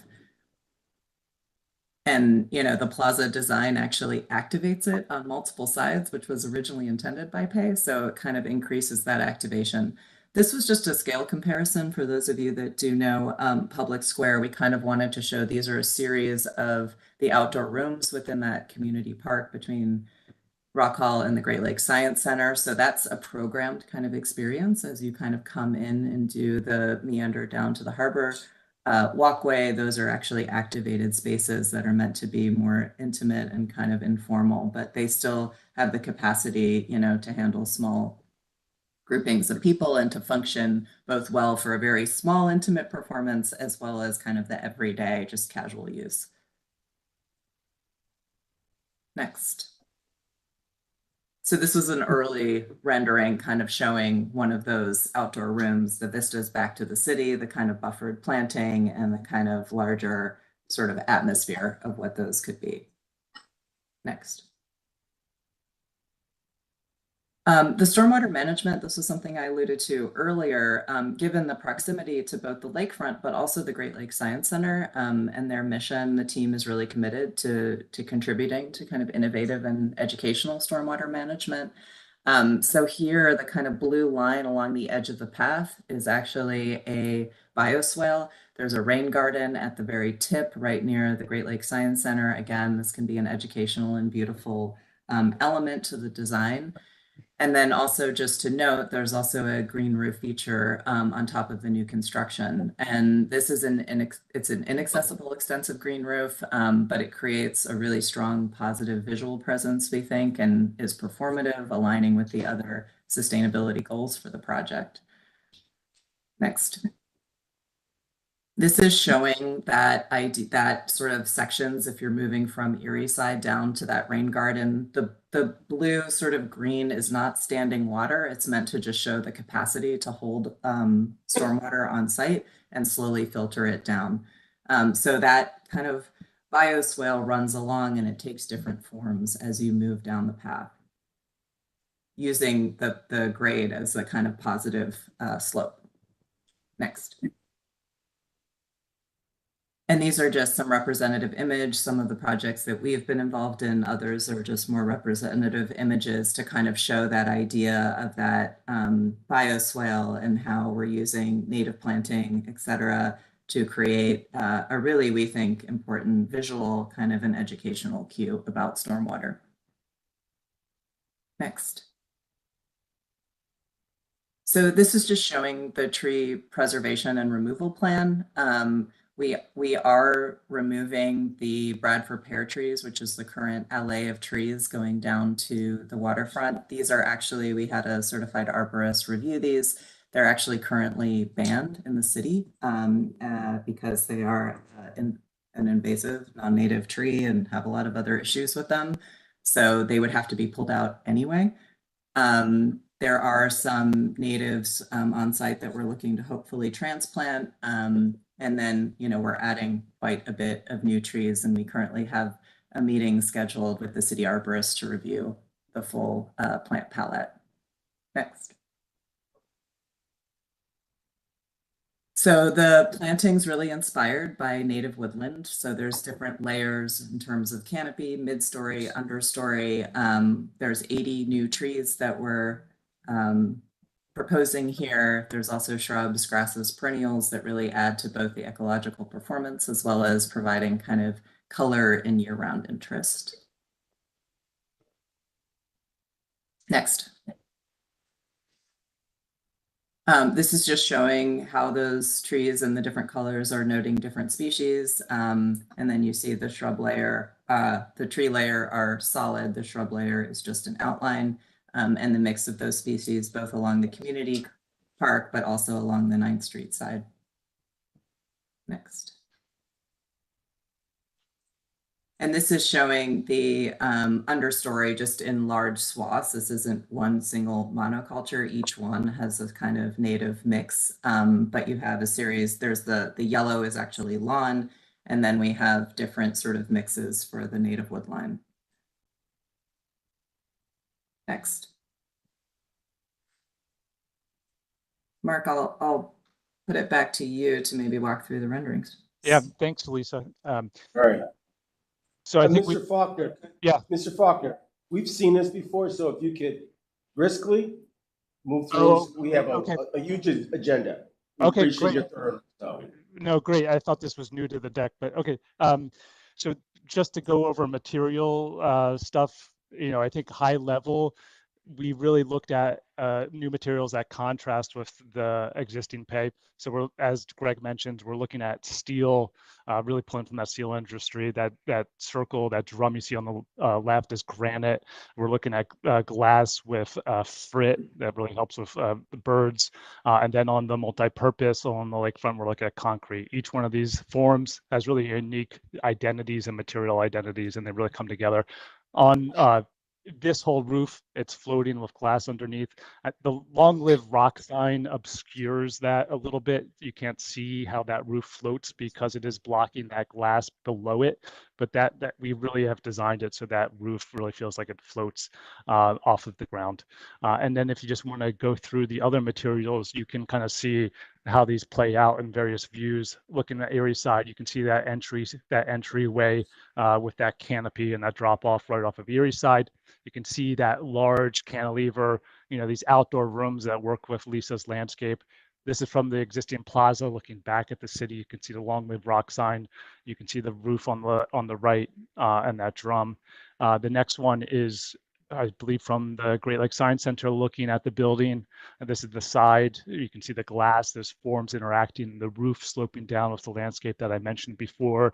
Views to the lake from Erie side are here as well. And then at the base of the next one should be at the base of the Harbor Walk, looking back at the looking back at the building, and one of those outdoor rooms that Lisa just mentioned, and the bioswales, looking at that contrast between the landscape and the forms and the architecture, that big expanse of glass right off of the Harbor Walk that I mentioned previously, and that this is the multi-purpose space with that concrete, that raw concrete, which we really love.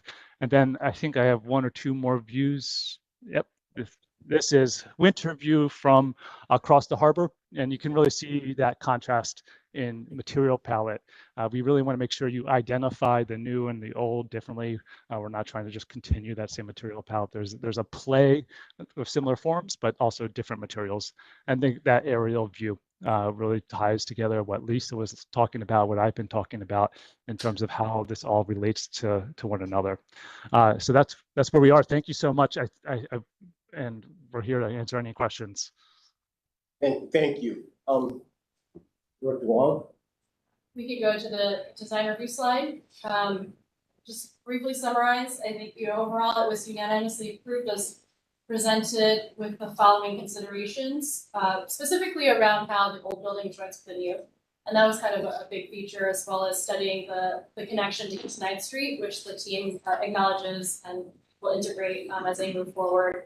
Ultimately, there was a lot of discussion about, the two buildings coming together. Some people love the irreverence of it, others kind of mix. And so there was an approval for schematic, and for the sake of discussion, I wanted to present that background. Thank you. Commission members? Mr. Chair, I would like to move approval. I think it's going to be an incredible addition to the lakefront, really dramatic. And with that motion for approval, I'd like to add the notes from design review that would be considered when they come back for final approval, specifically to provide details of how the addition joins the existing building, the new reviewing the new entrance to be further evaluated for maintenance, studying the possibility of making some kind of gesture to East 9th Street and to make it feel less isolated, and study the heaviness of the material in relation to the existing building. I will second. This does not need to be added to the motion, but something just to consider. I know this is a tough place to be in winter, but I also want just us to kind of get over winter and get people outside. So when we talk about the exterior and landscapes and things like that, especially the programming of rooms, I'd love for there to be a little consideration of how we could maybe think. I like that there was the image of the building in winter, but as far as experiencing the outside, I don't want us to just erase that opportunity. There's ways to get people excited to be outside, even if there's a brisk wind coming off of Lake Erie. So just something to consider. Celebrate winter. Yeah. Celebrate. Put on a coat, everyone. It's I gonna be agree. I think there's opportunities with the sort of the thoughtfulness of how this all plays out in the green space where we can introduce maybe some pop-up venues that would allow, temporary shelters, things like that, that will allow folks to come out and enjoy the lakefront all year round. So I commend you guys. Some people like winter.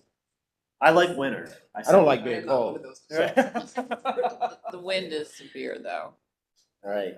in They could that have a location. 3-bedroom cabin sort of put down. I'll be there all day. All right. Anyway, call the roll, Michael. Yes.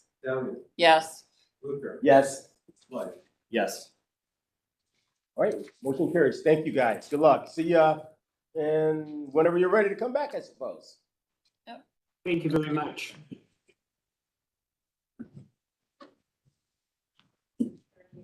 Great. Well, cheers back. All right, well, we gotta run. Let's go. I did my little happen while I was gone. I'm just kidding. We had an architect who likes to talk. Just kidding. You're good. All right, the next two items, actually, we're gonna do together. They're not listed in order, but I'm just gonna kind of read them. But for anybody who's gonna speak to this matter, who's online or here, I'm gonna swear you in, which is New Bridge Construction Associated Streetscape Enhancements seeking schematic design approval at East 22nd and Cedar Avenue. Do you swear to tell the truth, the whole truth, and nothing but the truth as you shall answer to the penalty of perjury? I do. Okay. Oh, these guys look like engineers. Yes, wow. I was just about to be like, wow, they say that too. So, yes. Okay, you're exempt. And I will go ahead. The second ordinance, although we will vote on them separately, is ordinance number 6232023, and this is rescinding the designation of the former Cuyahoga County Juvenile Court building as a Cleveland landmark. And we'll discuss why those are together. The director is going to open first on this matter, so please go ahead. Thank you. So I'm going to join on this side of the table because I've been working very closely with the ODOT team, the stakeholders, the nonprofits, and truly it's been a partnership across the whole of making sure that we reconnect our communities. I just want to start with the acknowledgement that planning has been complicit in major changes to our neighborhoods that have resulted in disadvantaged and then kind of cutting off opportunities. And specifically, these have impacted low-income communities of color. And so I just need to start with that acknowledgement because planners, we're part of that. And I think this is a way to rectify, something that has happened in the past to make it right. And I also want to add that this is a vision that has been a long time coming. In reviewing the documents for this process, years ago, maybe even more than that.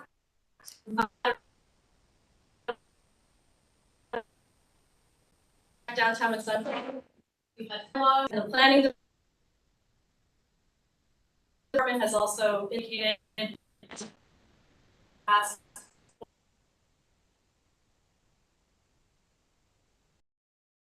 benefit as well as Mayor Bid.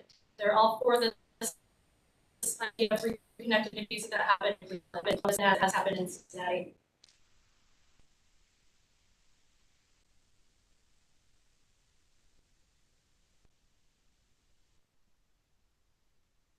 I just want to sometimes and say, hey, we can do better. So I want to thank patients. I just really believe that the input from the stakeholders, the co-design of this project has been really cool. I'm gonna keep moving and hopefully I can put it on. So please allow me the A little bit. I see. So with that, I'm going to have Dave.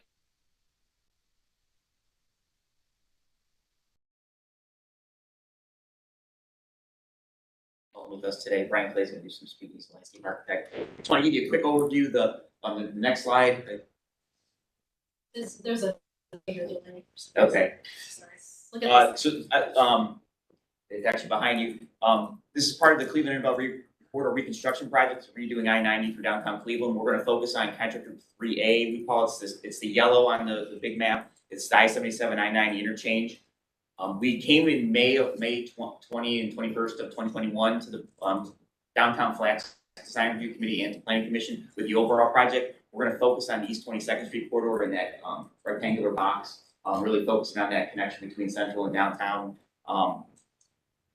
Really, what happened in the last year is the revisioning of what the Juvenile Justice Center, what's going to happen to that building, and the opportunity to potentially re-envision what we were planning on designing because of that opportunity. Two things I just wanted to mention was there is a roadway connection that ODOT is committed to building between East 22nd and Carnegie. That's shown just off of that rectangle. That was part of a Midtown sued ODOT during our environmental process in 2010. And that was an agreement ODOT did to build that roadway connection, so that we are committed to building that. The second piece, you're going to see some amazing high aesthetic elements. ODOT's committed to building those based on direction I've been given from Director Marchbanks. One of the things we do need is a executed maintenance agreement with the city of Cleveland. I know we've been working with the administration on that, but that is going to be a requirement to make all these things happen.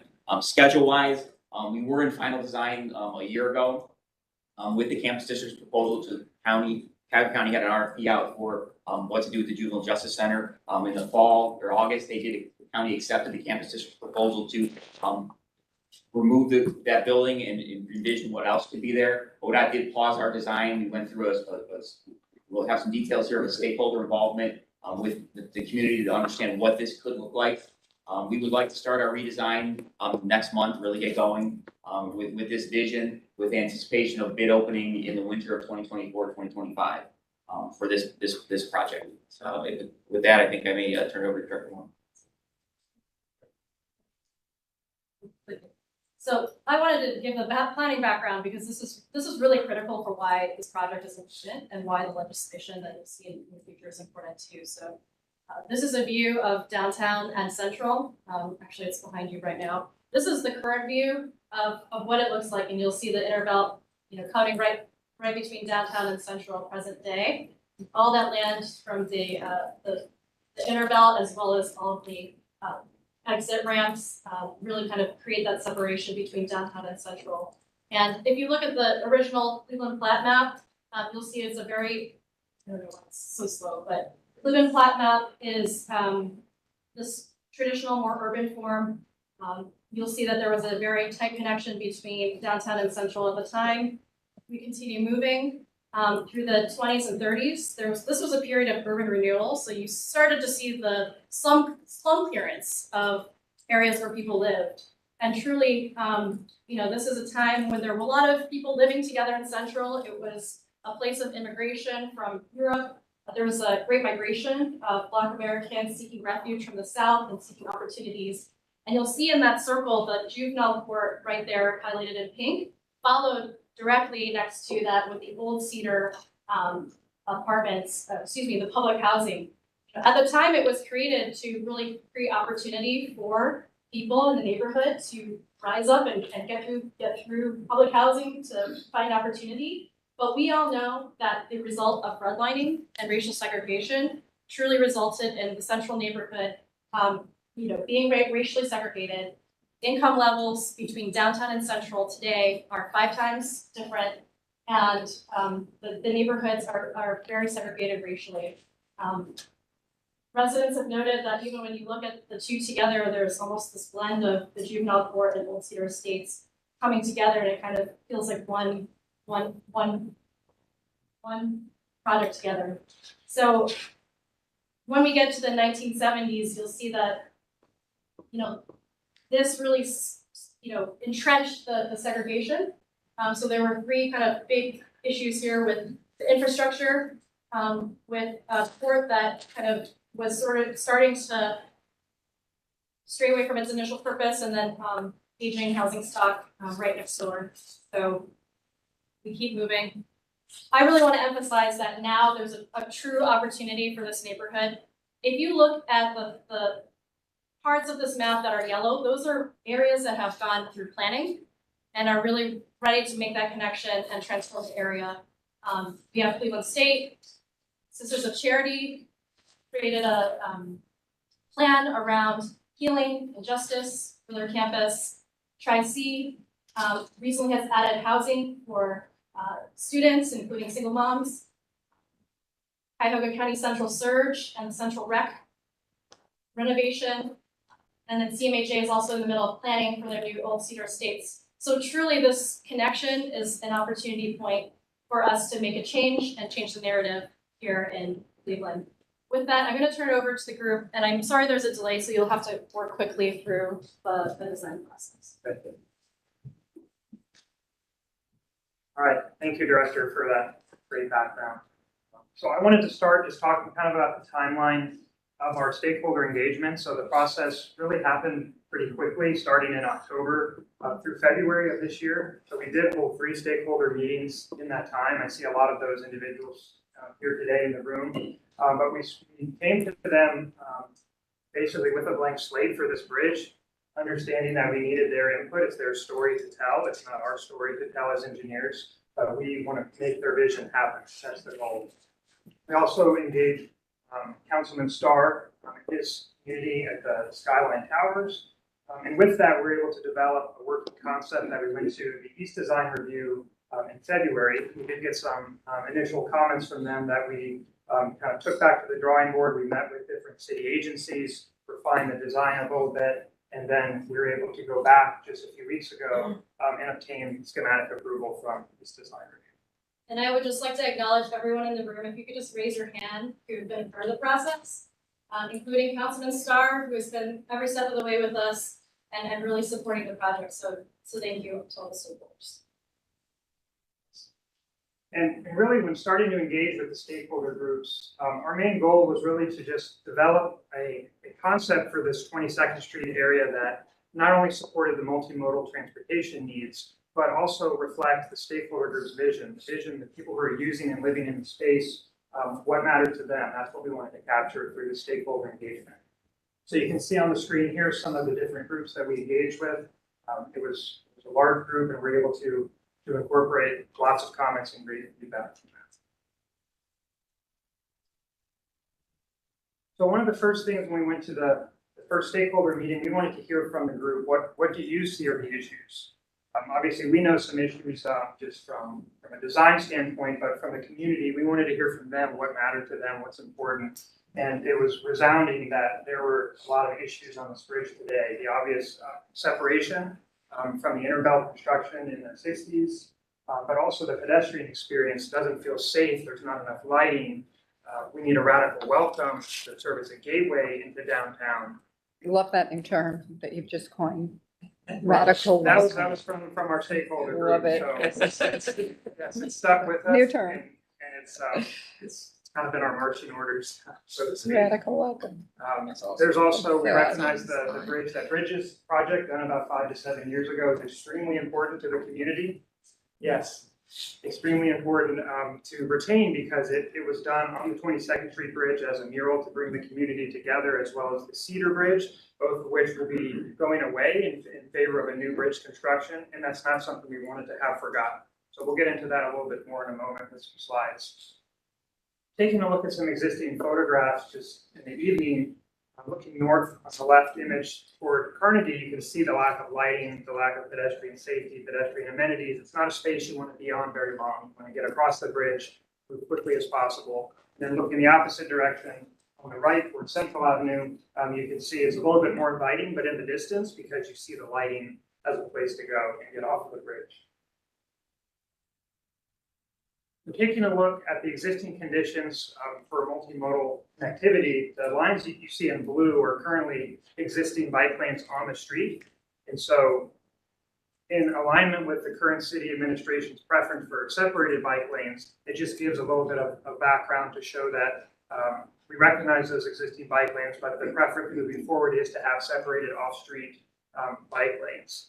And in engaging the stakeholders, we also heard a lot about pedestrian movements in the space. So areas you see in green are where a lot of pedestrians are moving today. The Cedar Avenue Bridge is going away as part of this project, so it's really going to start channeling a lot of pedestrians from kids through adults on the 22nd Street Bridge, especially on the east side. So that'll further inform some of the design elements as we move forward. So here's the proposed layout as soon as it pops up. On the left side is the 22nd Street Bridge that has a widened footprint. And you can kind of see some of the contextual connections to the north, the Carnegie, the Cedar Avenue connection to the east, as well as Central to the south there, and the former Juvenile Court parcel which is outlined in blue. In meeting with the city administration, the preference, as I mentioned, was for separated bike facilities. So what you see here is basically the approved footprint and working closely with the city administration. On the right side, which is the east side of the bridge, you can see an 11-foot shared use path. And so that's open to all people, all modes of transportation, from bikes to walkers to joggers. But on the left side, which is the west side of the bridge, there's an 8-foot dedicated bike lane that connects into the larger system.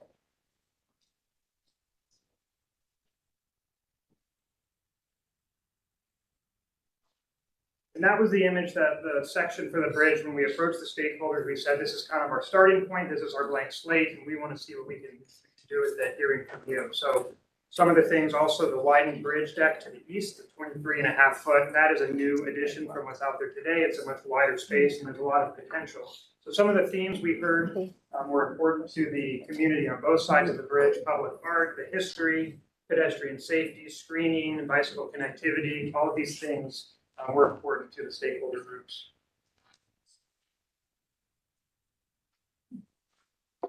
Once we were able to get kind of a grasp for what some of the themes were from the stakeholder groups, we started putting pen to paper to come up with some loose ideas. We shared precedent images. We looked at case studies nearby in Columbus, and we started thinking about how we could start placing elements on the bridge to really transform it as a connector and more just a vehicle mover.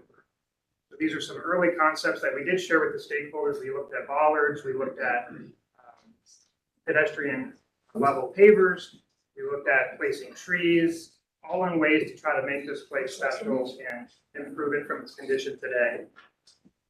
Greenery or planting on the bridge was important to the stakeholder groups. We used some case studies from Columbus, and that really resounded that it was an element we wanted to bring to the space. So putting plants and trees on a structure is a challenge, but it can be done, as we've seen in many local case studies. The stakeholder group definitely preferred the continuous built-in planters that you can see on the right, instead of a standalone kind of isolated planter on the left. So we were able to take some of these design elements and really get some great feedback on them. The 22nd Street Bridge does go over the inner belt, as we know. And so views to the inner belt were definitely, it was a question we had for the stakeholder group. Is it something that you want to see? Do you want to see the traffic as you go over? Do you not want it? And resounding, it was, no, we don't. It's too noisy. It's disorienting when you walk over the bridge. And so we arrived at the image and the concept on the bottom of having a solid wall on either side that would serve as an extension upward from the parapet. So it would block the views from I-90 below, and then bring a big opportunity as a canvas for public art, for lighting in the evening, and really transform the character of the bridge from what is there today. Just a little bit of a zoom out quick.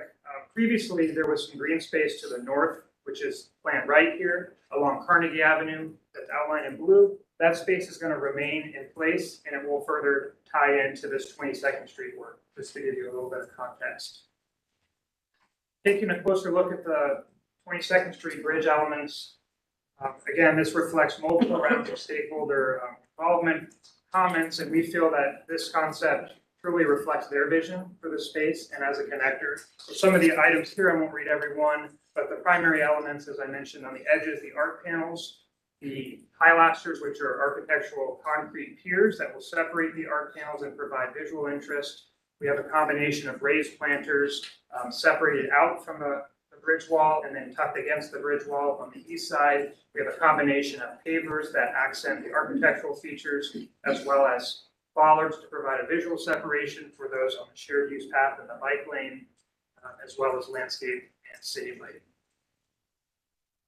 This is a bird's eye view perspective of the bridge. You can see the design elements starting to work together. The pilasters that form bookends and jogs along the arc panel walls. We have the pavers, the lighting, the planting, and you can start seeing the way the pedestrian movement, especially on the east side of the bridge, is very intentionally done to celebrate that storytelling, the art, and to keep it separated from those in the shared use path in the roadway. This is another rendering of the east side of the bridge, just to understand the look and feel. The arc panels provide a separator from the inner belt. We have light columns, which provide another form of architectural interest. They provide ambiance in the evening. And I will add that they were the same fixture that was used from Opportunity Corridor. So CPP has this in their inventory. They know how to run it. They know how to replace it. And that was important to the city to make sure pieces could be replaced easily and they weren't hard to source.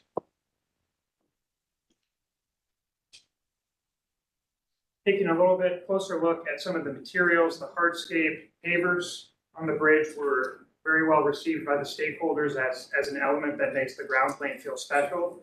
It's something that we checked with city maintenance to make sure they were okay maintaining, and they were.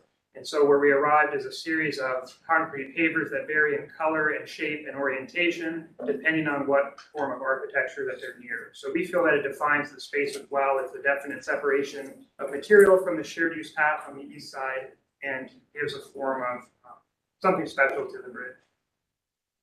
I mentioned planting, greenery is important.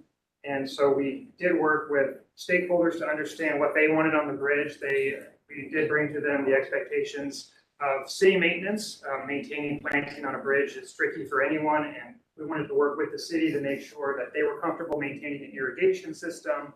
But we were also able to bring something special such as trees to provide shade separation, and then a ground plane to soften up some of the concrete on the bridge to break up the pavers and all the concrete. So we're thinking of a low evergreen planting such as a juniper. They're used to growing in thin soils, tough urban conditions with salt spray. We did also consult with the city landscape architect and city arborist just to make sure that this was in line with their plans, and it was. So they've made a commitment to maintain these. The city has made a commitment. Okay, because you don't want them to look great.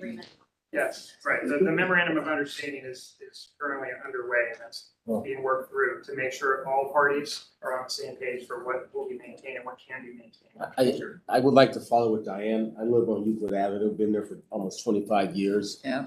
And there is a memorandum of understanding for the health line. When I look out my front door, it ain't happening. Only things get maintained at the RT stations because RTA maintains it. I have to call and say, there's a dead tree. There's a tree falling in one of the planters. So you gotta be very careful there.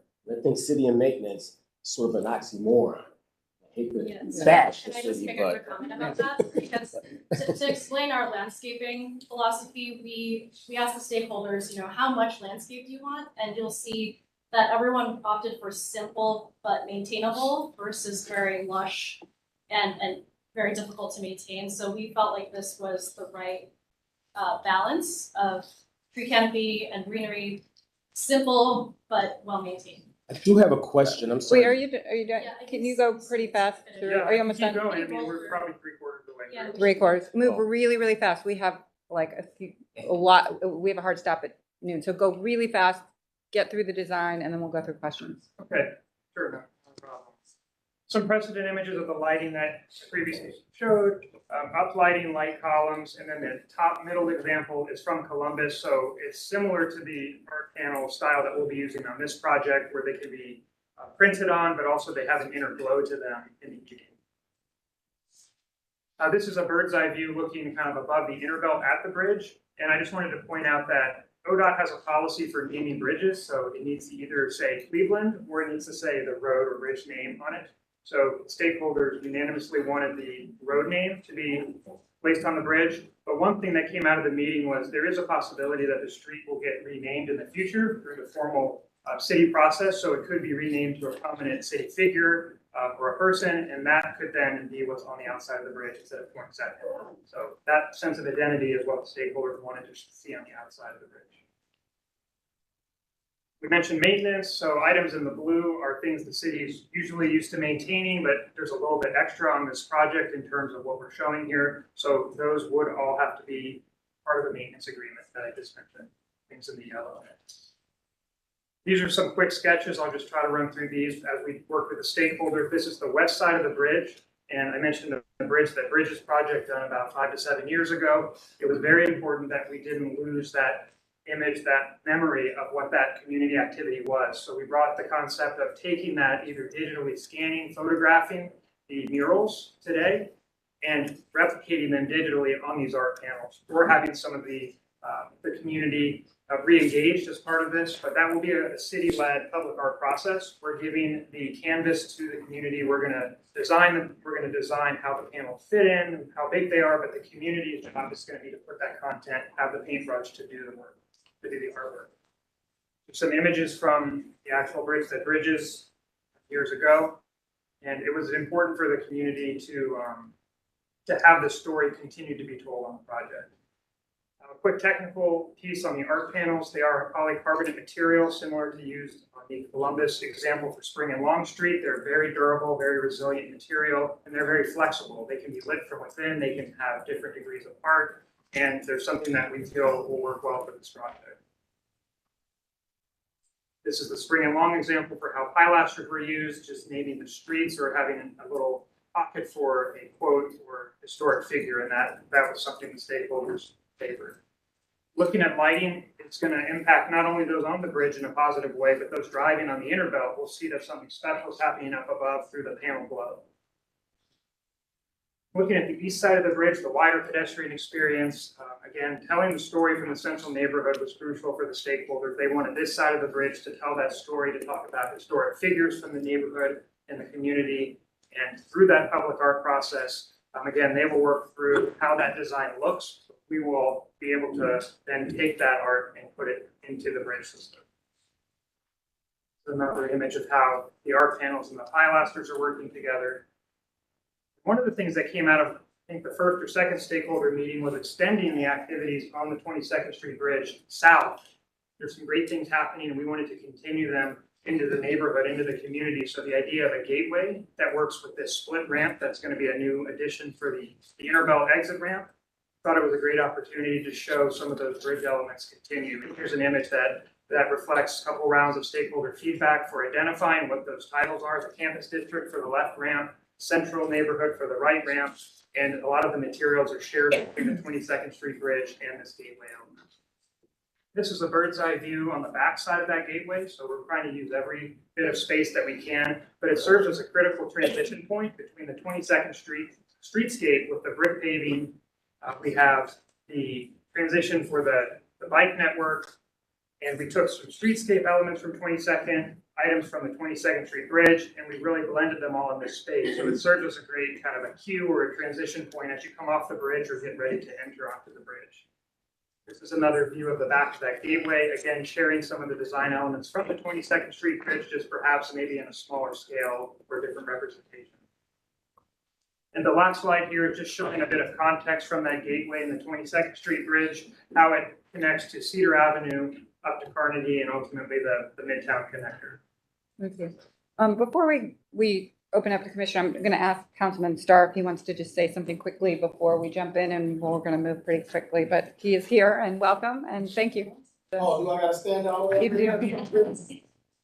Thank you, everyone, for this opportunity for us to do some development in the central neighborhood. I can attest that we've done our due diligence, talked to residents, hosted different meetings, just to get an understanding of what we're trying to do with this project. And I will say that from the words of Director Joyce, she said, It's been coming for a long time and we finally are here. So I do see some different residents and stakeholders here. Ms. Garth and Lisa McDay, who wear many hats in the central neighborhood from being a resident, but also working in there.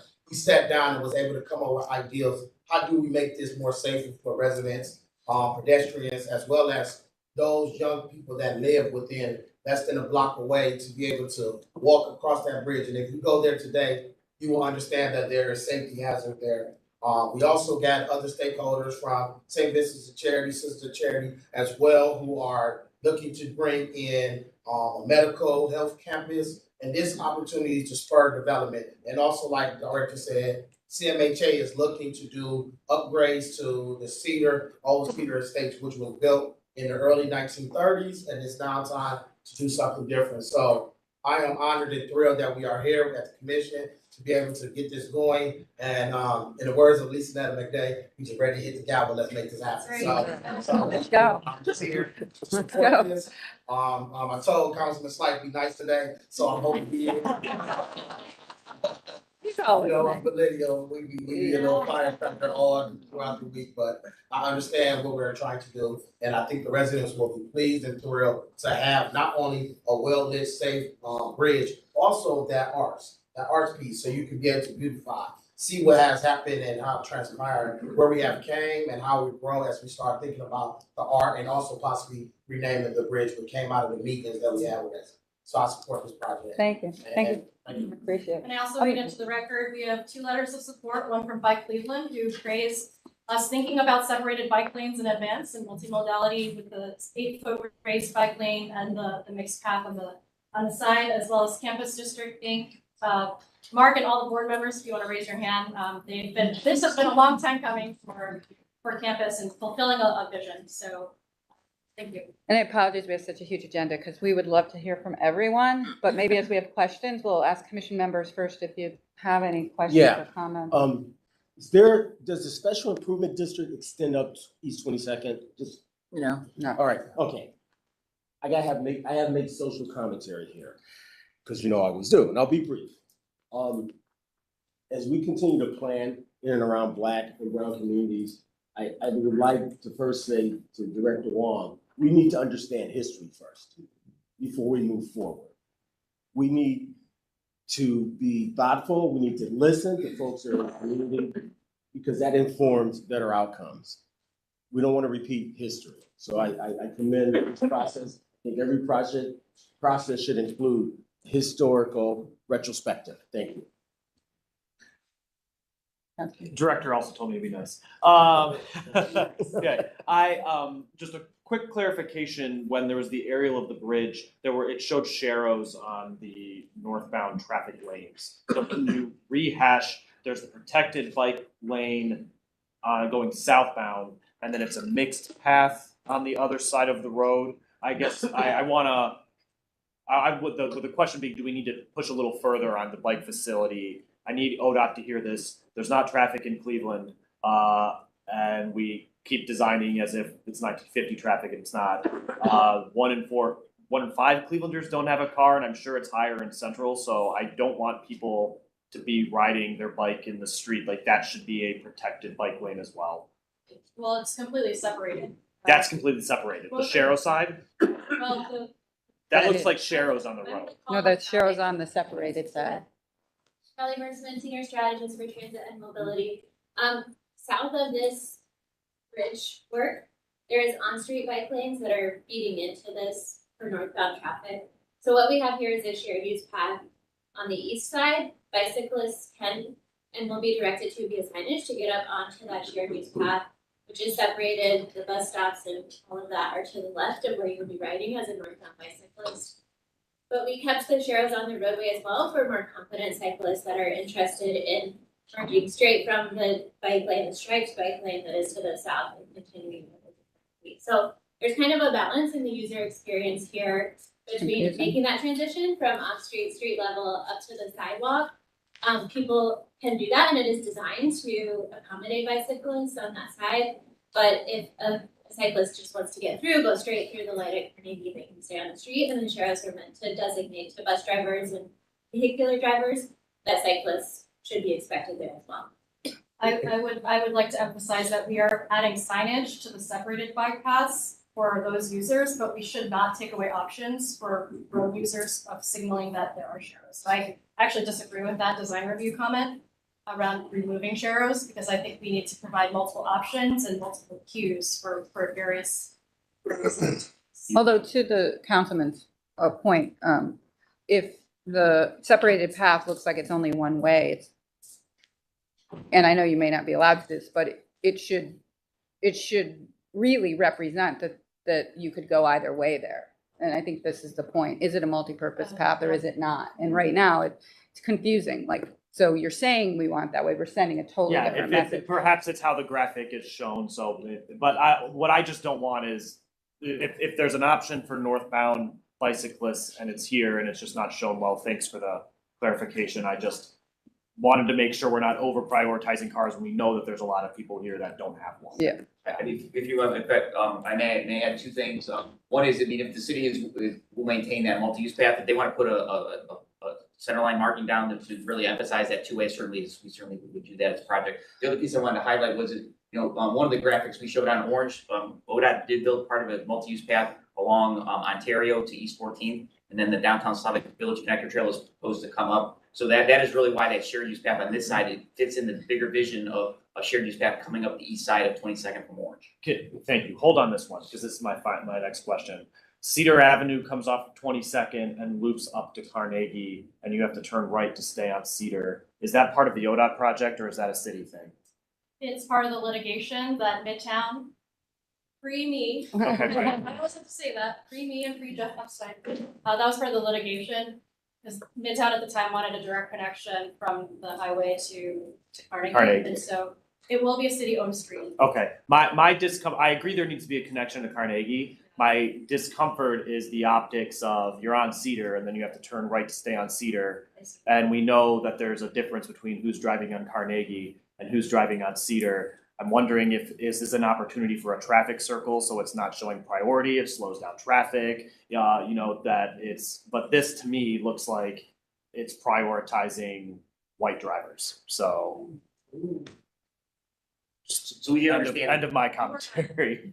We can work on it. Yeah, we did understand that the design review had that committee. We're willing to work with city staff to kind of talk about that. Ultimately is a city street. Yeah. At the end. And this is just, this is schematic approval, so you're gonna come back with a lot of this detailing, and I think so as we make a motion to make comments, I do think this sort of, this point, and as well as the bike point that I think Councilman made and how that's detailed and signed for the radical welcoming, which is my new favorite term, I think will also help for the cyclists, so.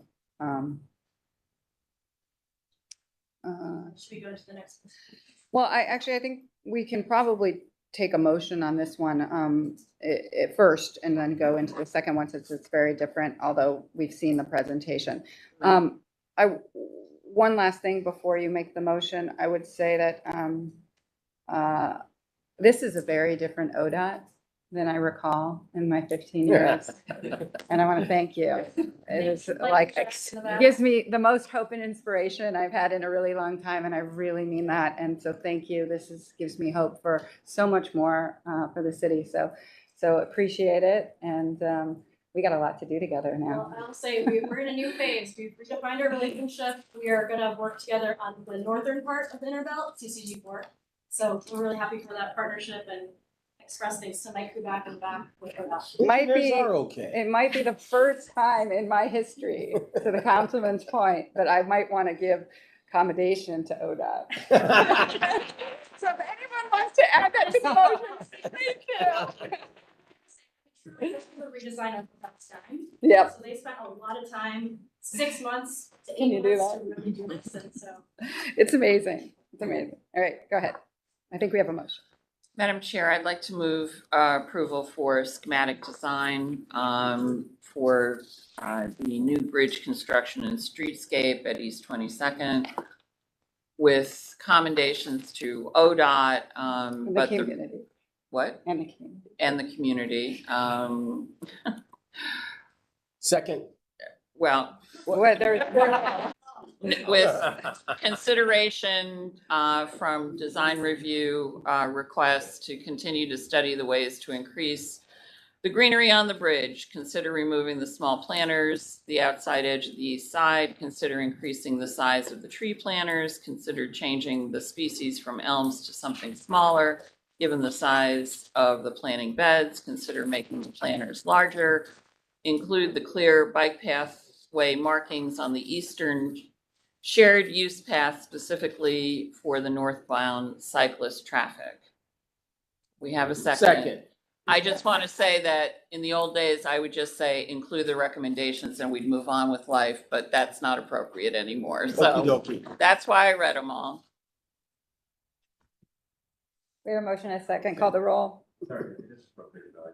Anyway, Anthony. Yeah. Downey. Yes. Fluker. I mean, yes. So excited. I'm disoriented. I think I need food. Curry. Yes. What? Yes. Motion carries. Thank you to the community. We're not done yet, but thank you because we have one more item here for this matter. And this is ordinance number 623-2023, rescinding the designation of the Cuyahoga County Juvenile Court as a Cleveland landmark.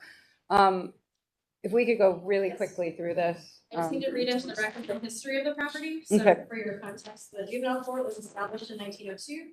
Second of its kind in the U.S., Juvenile and Insolvency Court. Court assisted in finding employment for neglected youth. The Insolvency Court was abolished in 1931, and the Juvenile Court was considered at the time an international model of specialized court services for children. So this building was built in 1930 and first occupied in 1932 by Frank Bale. He attended Glenville High School and graduated from East Tech. And he received a Bachelor of Architecture from Columbia. He designed the building. By the 1980s, the building was largely remodeled, including the courtrooms. While only one of the original courtrooms remained, many original features, including the lobby and decorative tile work remained. I need to emphasize the point that in the 30s through the 50s, many things changed, including the redlining policies, racial segregation, and ultimately it was like a textbook example of how racial segregation, the court system, incarceration, and public housing, all kind of came together to create, to sort of cement this. And so without further ado, I'm going to turn it over to Mark Lemon, who will walk through a quick history of the many, many attempts to redevelop this building. But ultimately, we believe it's undevelopable because of the technical aspects as well as the symbol of incarceration that it stands today. Thanks. So Director Wong already went through the early history of the building, but even before this building closed, the Sisters of Charity and Campus District and the Quadrangle were already talking about the redevelopment of this. So we knew the building was going to close in 2009. So redevelopment proposals start. We get 20 developers to go through the building at any given time. 2011, the building closes. We issue another RFP for people to go through. We try to do a boarding school in the building, the Arts Consortium, dorms, apartments, you name it, we tried it. The county then issues site control to Campus District for 3 years for $1. We market it over and over and over. I just want to point out my predecessor, Bobby Richtel, was planning on being here today, but there was a parade on Lakeside, so there's a lot of other board members who couldn't make it here. So she's very sorry she missed this, but tried over and over and over. But when we got to 3 years and we were going to have to either buy it for $1 million or give it back, we gave it back, and the community came to the conclusion that it was entirely not feasible to fix this building or rehab it. The walls are too narrow for a standard apartment. The use of tax credits means that a lot of the building, including the cells, would just have to remain there to stay in compliance with the Park Association. And then over time, as the building caught on fire twice, as it became a home for vandalism and other crime, and at the exact same time the Sisters of Charity started their health campus initiative, we started reaching out to the community and realized that the community hates this building as well.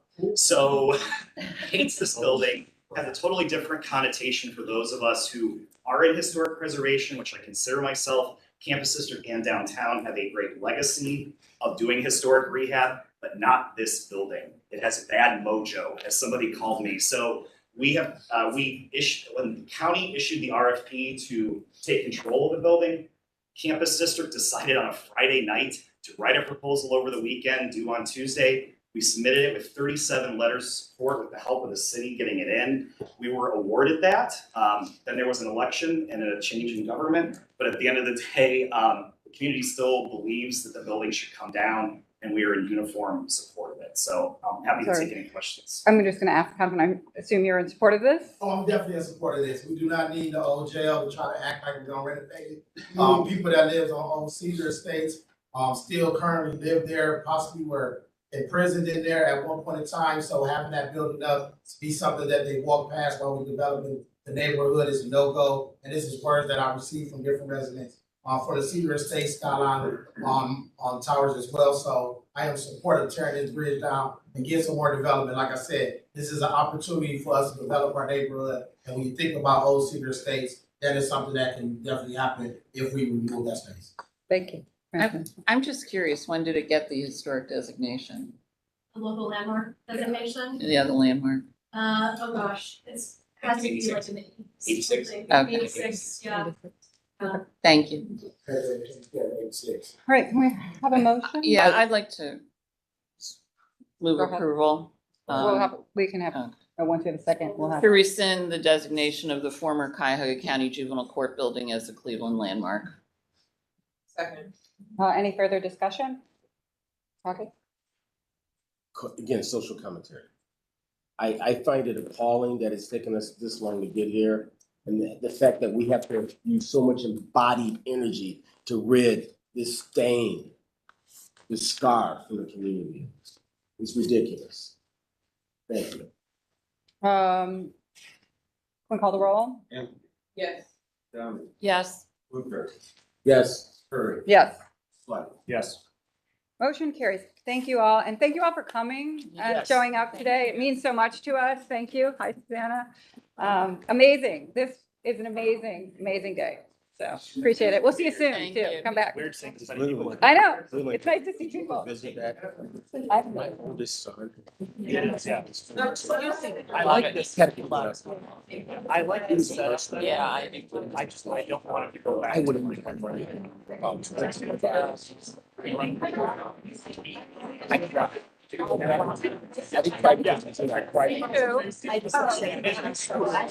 Means so much. Just get that MOU tonight for the maintenance. What's that? Get the MOU signed for the maintenance. All right, sorry. If you guys could move outside, everyone move outside. Thank you. Good to see you. All right, thank you. We've got to move forward quickly. If everyone can move outside and talk outside in the hallway. Thank you. Thank you. Yeah, we have food. Okay.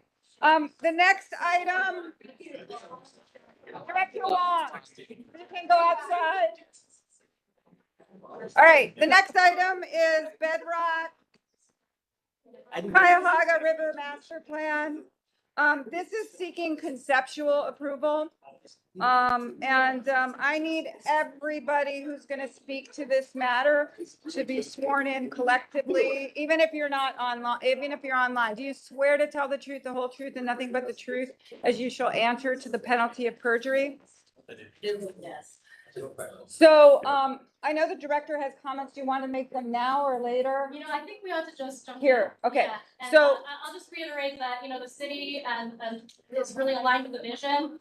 It's a really exciting opportunity for, sorry, there's a lot of noise in the background. There's a lot of good opportunity here for activating the riverfront, per the vision for the Valley Plan. And so I think without further ado, we'll just turn it over to you, knowing that there's, time limitations. So what I'm going to ask is that you guys be really brief, but show us what we need to see. Succinct. Yes, very succinct. Thank you. It's an important project, but we're quick. We're gonna go. Thank you for having us back. We were with you last February, Jeff Janik with Bedrock Cleveland. I am here with many of my colleagues, consultants, who you'll hear from shortly. Thank you to the administration, the continued partnership, and to Cleveland City Council, Councilman McCormick, sends his regards and could not join us, but asked that we share it, as you all know, his emphatic support of the effort that we're undertaking as we look to get approval of the conceptual master plan for the riverfront development project that Bedrock is proposing. You are all familiar with our objectives. They have not changed. In fact, they have increased, right? So as we look at developing a downtown 15-minute neighborhood, a post-pandemic investment that leverages infrastructure and public space as drivers for investment, and a focus on making sure all of it drives equitable growth opportunities. If you go to the next slide.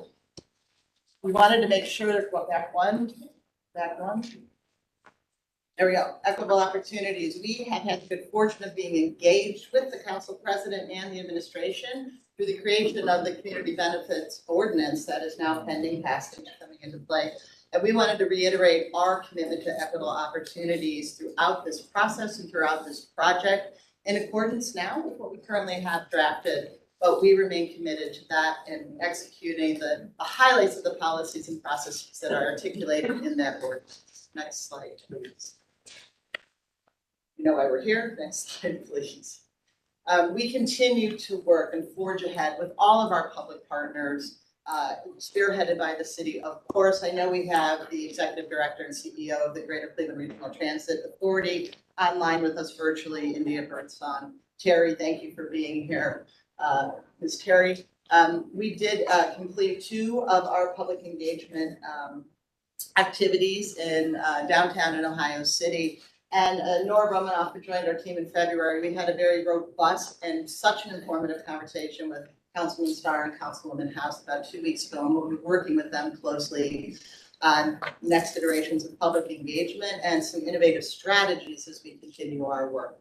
Next slide, please. Again, this is a 15 to 20-year vision, but it is not a 15 to 20-year wait. What will be proposed today in this conceptual framework is the foundation on which the project can move forward. We took to heart the informational sessions, the input from design review 2 weeks ago, working with our partners, including the MOCAP division, as well as Director Wong and her team. Our goal is to leverage this framework, which some have said looks at a chapter 1. I disagree, it's a prologue to get to chapter 1.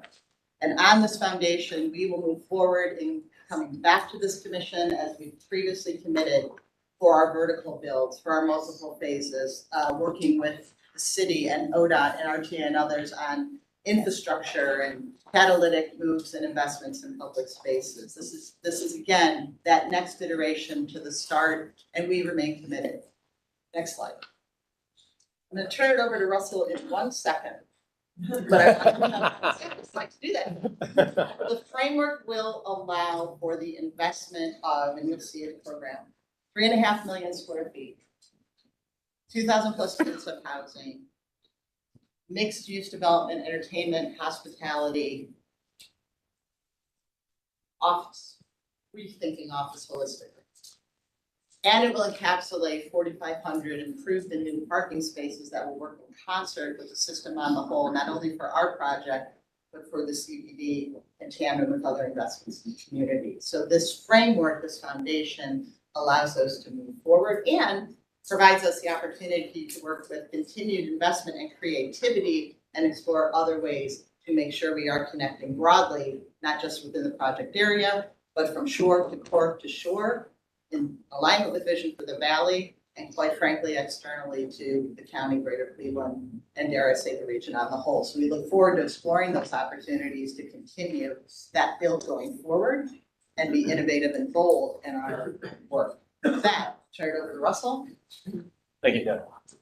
I'm Russell Prater with Adjay Associates. I am one representative of a multitude of engineers, architects, designers, and thought partners, all working on this. And I think you've seen many of this before, and we've continued to drive and thrive in this using your comments. And we start here with what we're trying to do as a collective, and that's really just looking at the holistic picture. We know that this is a neighborhood that we're working on for new development, of having equitable access down to the waterfront, and understanding what that means with the infrastructure and unlocking those potentials to think about the city moving forward. And so with that, you can see some of our high-level strategies. But it's really when we start to implement that into this visual. The visual, I just want to say, is a conceptual visual that lays out the framework for what we're about and how we can start to see unlockables. This starts with the bigger moves of reestablishing the Eagle Avenue Bridge coming down at 3rd Street. It's the realignment of the canal. So again, thinking about the bulkhead. Number 3, thinking about that bulkhead and creating that park-like experience for equitable access to the water, and then moving Canal Road to make that moment work. Then the parcel development, and then really thinking about the mass transit and how can we work with the buses and the RTA, the rail lines, and how we work on those connections. Moving on into the Huron Plaza and understanding how that connection of Tower City coming down to the water, and using that moment coming up out of the RTA to come have the access for the quarter shore and short floor. And then lastly, the transfer hub again closer onto Superior. So as I mentioned, we've been thinking about this as a larger aspect of neighborhoods collecting into the single neighborhood. And as we do that, it becomes this question about understanding the topography, right? The idea that up on Huron it was a bridge because it was 100 feet, getting down to the water. And so with that, we started to create a framework of open spaces that are supported by the infrastructure. And then we get into the development. But it starts with the idea of access and then starting to frame what the buildings do. And so you can see we've outlined the courtyard, the porch, and the Cleveland steps as nucleus events along the way that are creating these open spaces for where we really think is the open access to the water's edge. As Deb mentioned, we've had many collaboration meetings, thought partners along the way, reinforcing that here today, that a lot of what you're seeing today is the result of many conversations we've been having. And we hope to continue those based on this framework. So we've got sort of 4 chapters for you today. And it's one I'm going to lay out in a diagram form about the bimodal, multimodal situation throughout the neighborhood. Then I'd like to go into talking a little bit about the streetscapes and how we're seeing those. Move into then how those streetscapes inform the open spaces, how the open spaces react or inform the roadways. And then lastly, a little bit about the phasing and how we see this moving forward. So we just start with the pedestrian circulation. And as we know, we have about 100 feet of topography to navigate between the top of the rim and getting down to the water's edge. And so starting at the Cuyahoga River, indicated in blue, you start to see how we have that meandering sort of educational walk along the water. Some of that's about ecology, some of that is about respite, some of it's just about circulating against the water. With that though, you can see on the far east by Eagle Avenue, starting to think about that connection up to the stadiums and the field house. Then you can see as we basically move to Ontario and Prospect, or up Huron, you're starting to see that connection we're seeing there at the juncture where we'll also be looking at a surface bus layover station. Then you're seeing the quarter shore access as we come through Tower City, Public Square, Terminal Tower, Tower City, and down to the water's edge. And then really thinking about Huron. With that, you can start to see that we have the bike lanes that are striated on elevation, right? So you have your access points that we're connecting to the greater bikes system of Cleveland, basically running east and west along the site. And then really thinking about the vehicles, right? And we'll get into a little bit about the space designations on these pathways, but really starting to see here at the car level, we've got the new established Canal Road, and you can see these little fingers that are kind of plated into the building. What you're not seeing under all of this kind of massing is all the parking and all the service infrastructure that we hope to provide in the spinal infrastructure that's underneath all of this. And so you can see Canal Road and the moments we're coming in. And then up on Huron, we also have that same approach. So we're using the section of the building, of the built environment, to handle a lot of that service and parking infrastructure within the building. And then service. So reestablishing Canal Road, you can kind of see it dipping. You can see as the faint line dipping back, that's the old Canal Road. So we're using that as the service infrastructure to go through the building, trying to pull those trucks off of Canal Road, the new Canal Road, and really think about the pedestrian bike situation there. And then, as I mentioned, working with the RTA, talking about reestablishing the entrance down to the lowest level, Terminal Tower, but then looking at surface layover stations at Superior and then Ontario and Huron, and then using possibly the buildings to navigate that over to each other. And then actually, the tech gets realized then that releases Tower City come down to the water.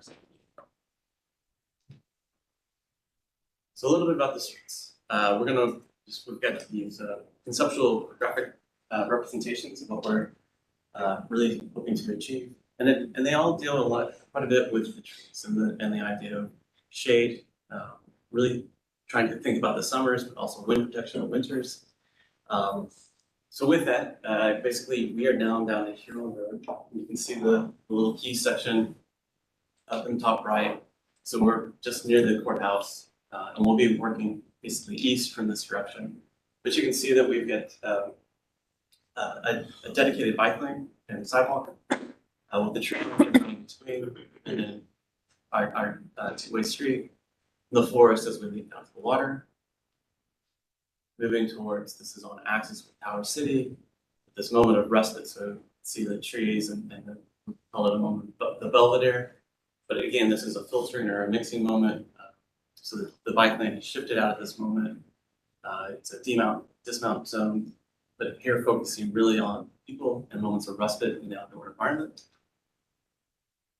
Moving further east, closer into Collision Bend, we've indicated this as a moment to actually touch down to the water, have more of an interaction. Not physically in the water at this moment, but having that outdoor amphitheater. Again, you can see Canal Road with cars on it, the protected bike lane, and then this moment of activity as we move down to the water. And then reestablishing this bridge, the Eagle Avenue Bridge. We find this very fundamental to the idea of unlocking infrastructure, access down onto the site, and really starting to think about the development of the neighborhood currently proposing and the future of what will happen east of our site. Moving up, we're now at Huron. I'm starting to see, again, the idea of the massing that you're seeing on both sides. These are conceptual. What we're trying to do is give you a sense of scale of what the streetscape will be like. But here we are, we're at Ontario and Huron, looking at the bus layover station over on the right as it comes out. It's a one-way coming out. Huron then at this point has the two-way, and then you can see basically what we've designated parcel 16, but then creating some sort of a public space there in the front and foreground over to your left. And as we move into the secondary street, this is 2nd Street looking north. It's a one-way headed north to Prospect. A little bit of streetscape. Those are existing buildings left and right. Looking at 3rd Street, looking north again. It too is a northbound street headed to Prospect. Again, 2 existing buildings close up to the left. And then further, we're now on West 6th Street, and again, examining the state office buildings to our left, post office on the right. We're really thinking about tree planters here as another notion of embodying nature on the streets. Sorry. And lastly, cut here on Prospect. This would be, we're talking about that connection to the RTA, and really thinking about possibly a new service lift, elevator lift that goes all the way down and not without going inside the building. So this would be outside on Prospect, protected sidewalk with a tree buffer, a little bit of a boulevard strip down the center, and it's a two-way street. With that, we come to the open space, right? And so now that we've identified the roads, we're trying to get the roads and get all the circulation and really start to think about that with a lens of nature. It really comes to these open spaces and we're starting to look at this much as I think we saw the early idea of the master plan was really looking at downtown as a series of blocks and understand the master plan or the planning and growth the city went through and the massive scale of buildings. But as we move more towards the water, how can we start to think about more open space, right? And with that open space, it means building footprints get maybe a little bit smaller. And with that, we also think about the landscape and the vegetation and really thinking about more formal as we are up on the hill. And then coming down the hill and go with a little bit more natural landscape. We're thinking about it seasonally and how the vegetation will go. See color variation. And then really starting to think about how we take some of the strategies of what we found in the area and employ those into design. So down on the boardwalk experience with the open space. So we have about 12 acres of open space that we're currently designing. The south building, right? These are open areas. And it really starts with, I'm just gonna go through these. You can see the icon at the bottom, but it's really about, I think what's fundamental is we start and end with 2 moments of really understanding the water. One on 8, which is the interaction with the water, the kayak, the actual physical ability to touch the water. And number 1 is about ecology, understanding some of the biohabitats that can be found in the Cuyahoga as it starts to grow and flourish as we pull out of the industrial river. 2 is getting a little bit more about that forest. 3 is an activity on the program. 4 is that moment of respite off the porch. 5, talking about a moment of view, looking at collision bin, really focusing on that sort of ballet movement of watching the boats in the water turn the corners. 6 is performance, and 7 is a grassy knoll. And then 8, again, back to activity on the water. So just some of the views, these are all conceptual, but really starting to think about that layered approach.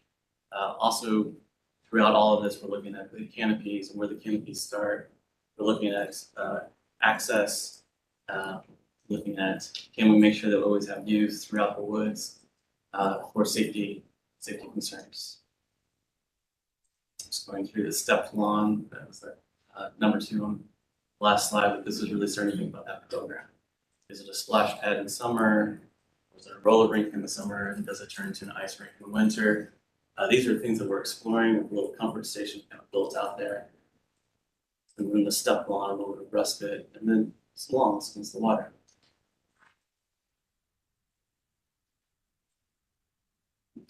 The porch, right? This idea of coming from Tower City, working, navigating the land, and having that access point down this, the mixing station, as we called out, sort of in 2 and 1, and then kind of moving away some of the vegetation to have a grassy knoll sit on as we look at the water's edge.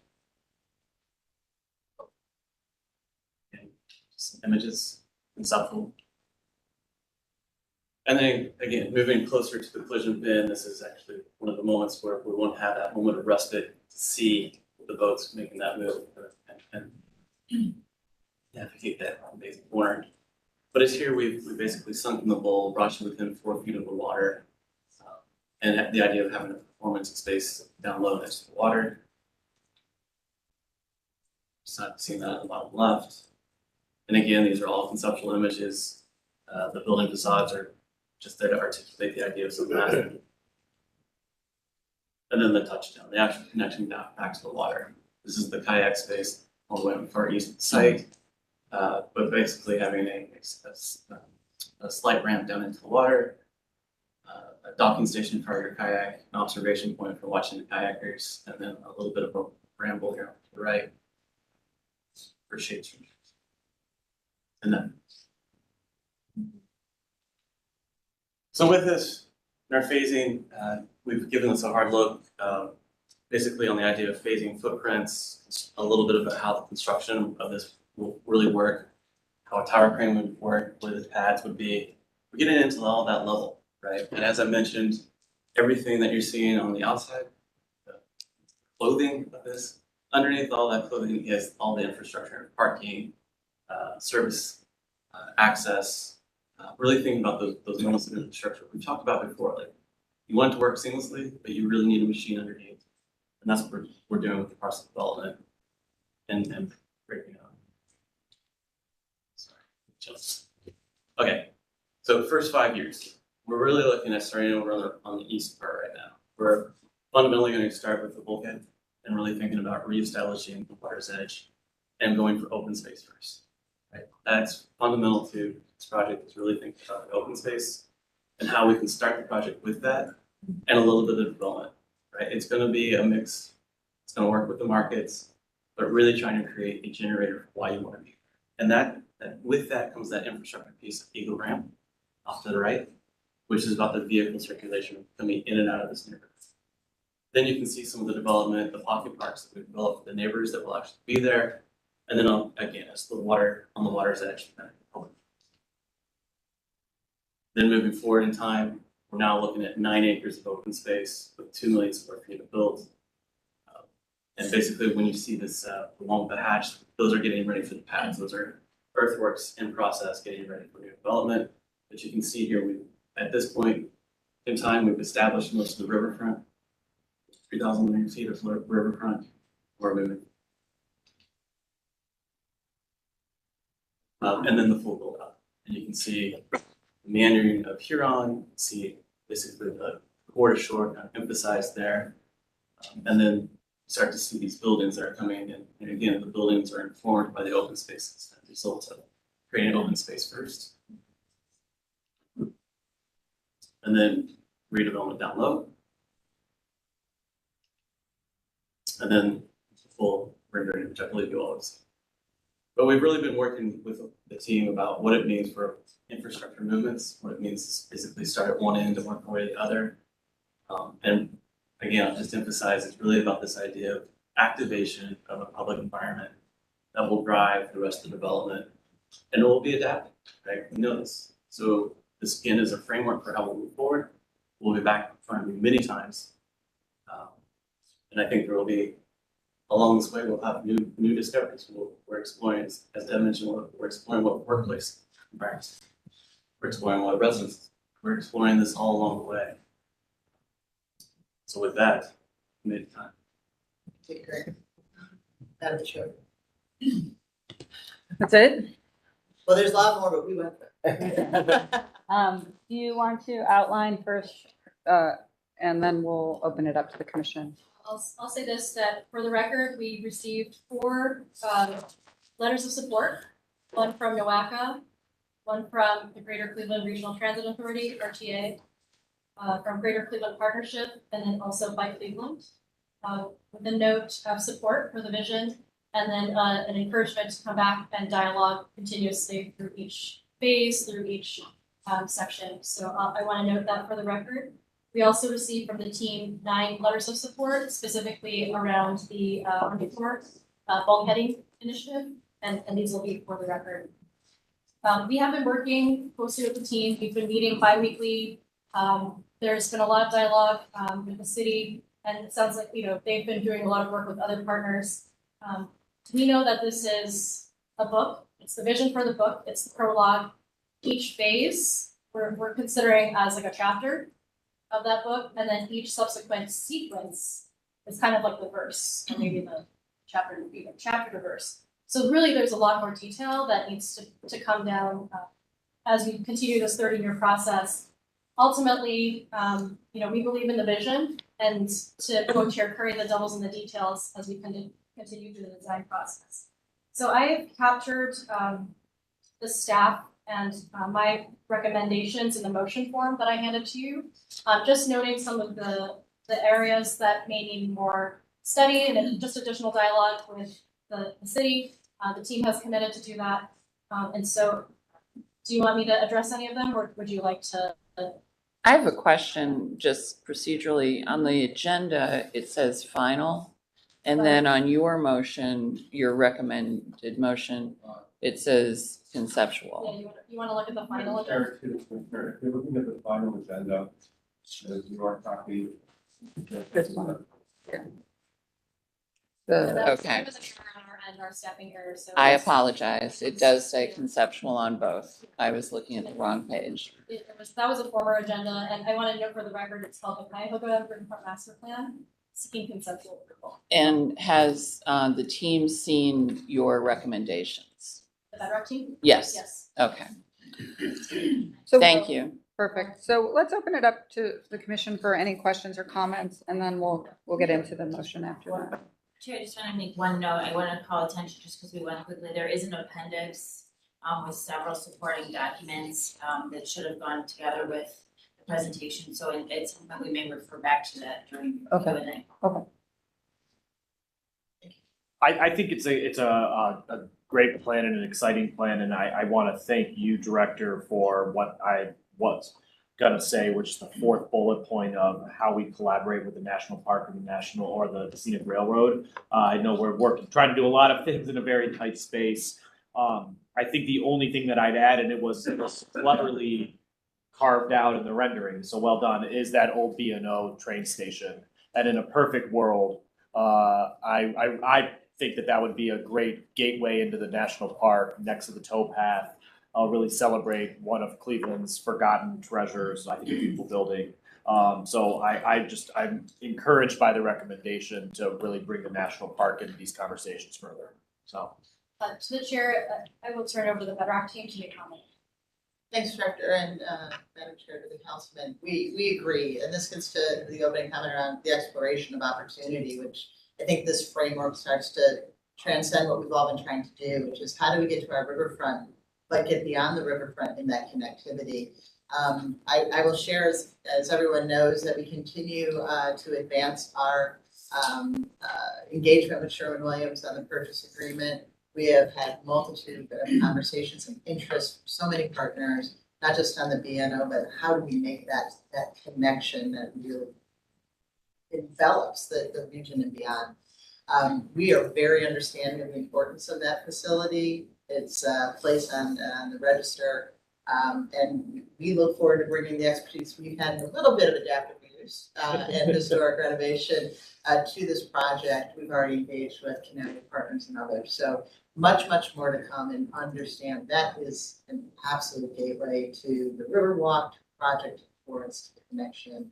We look forward to working with the entire city team in the Sure.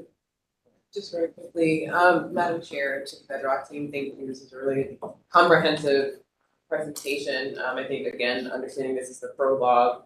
A lot of the visuals represent warmer months in Cleveland, where we are not as fortunate, and this came up in a previous presentation. So I think just as we're moving through the phase, being cognizant of the adaptability of spaces for the multiple seasons, and particularly the colder seasons, and the ways in which it can still be accessible and usable for the residents of our community.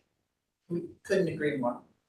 Madam Chair, to the applicant, mentioned community benefits agreement. I haven't had a chance to really look at what's going on in the city. I would like to think that your effort represents beyond creating opportunities during construction. You know, because that's really not the gift that keeps giving, right? That's right. And no one ever tracks the success of these businesses, or not, right? Because the whole idea is to ensure that it's sustainable, and we need to figure out how to do that on the other side of the ledger and on the other side of the project. Madam Chair, we couldn't agree more. That first component is critical, but the full community impact becomes when it starts to churn, mobilize, form, train, and as we think about jobs to be created on the site in a permanent fashion, businesses to be attractive, leveraging the workforce development system and the partners, and making sure that as we exercise community benefit, it is a long-standing, multi-decade investment of return, not just sequential phases of 3 to 5 years for construction.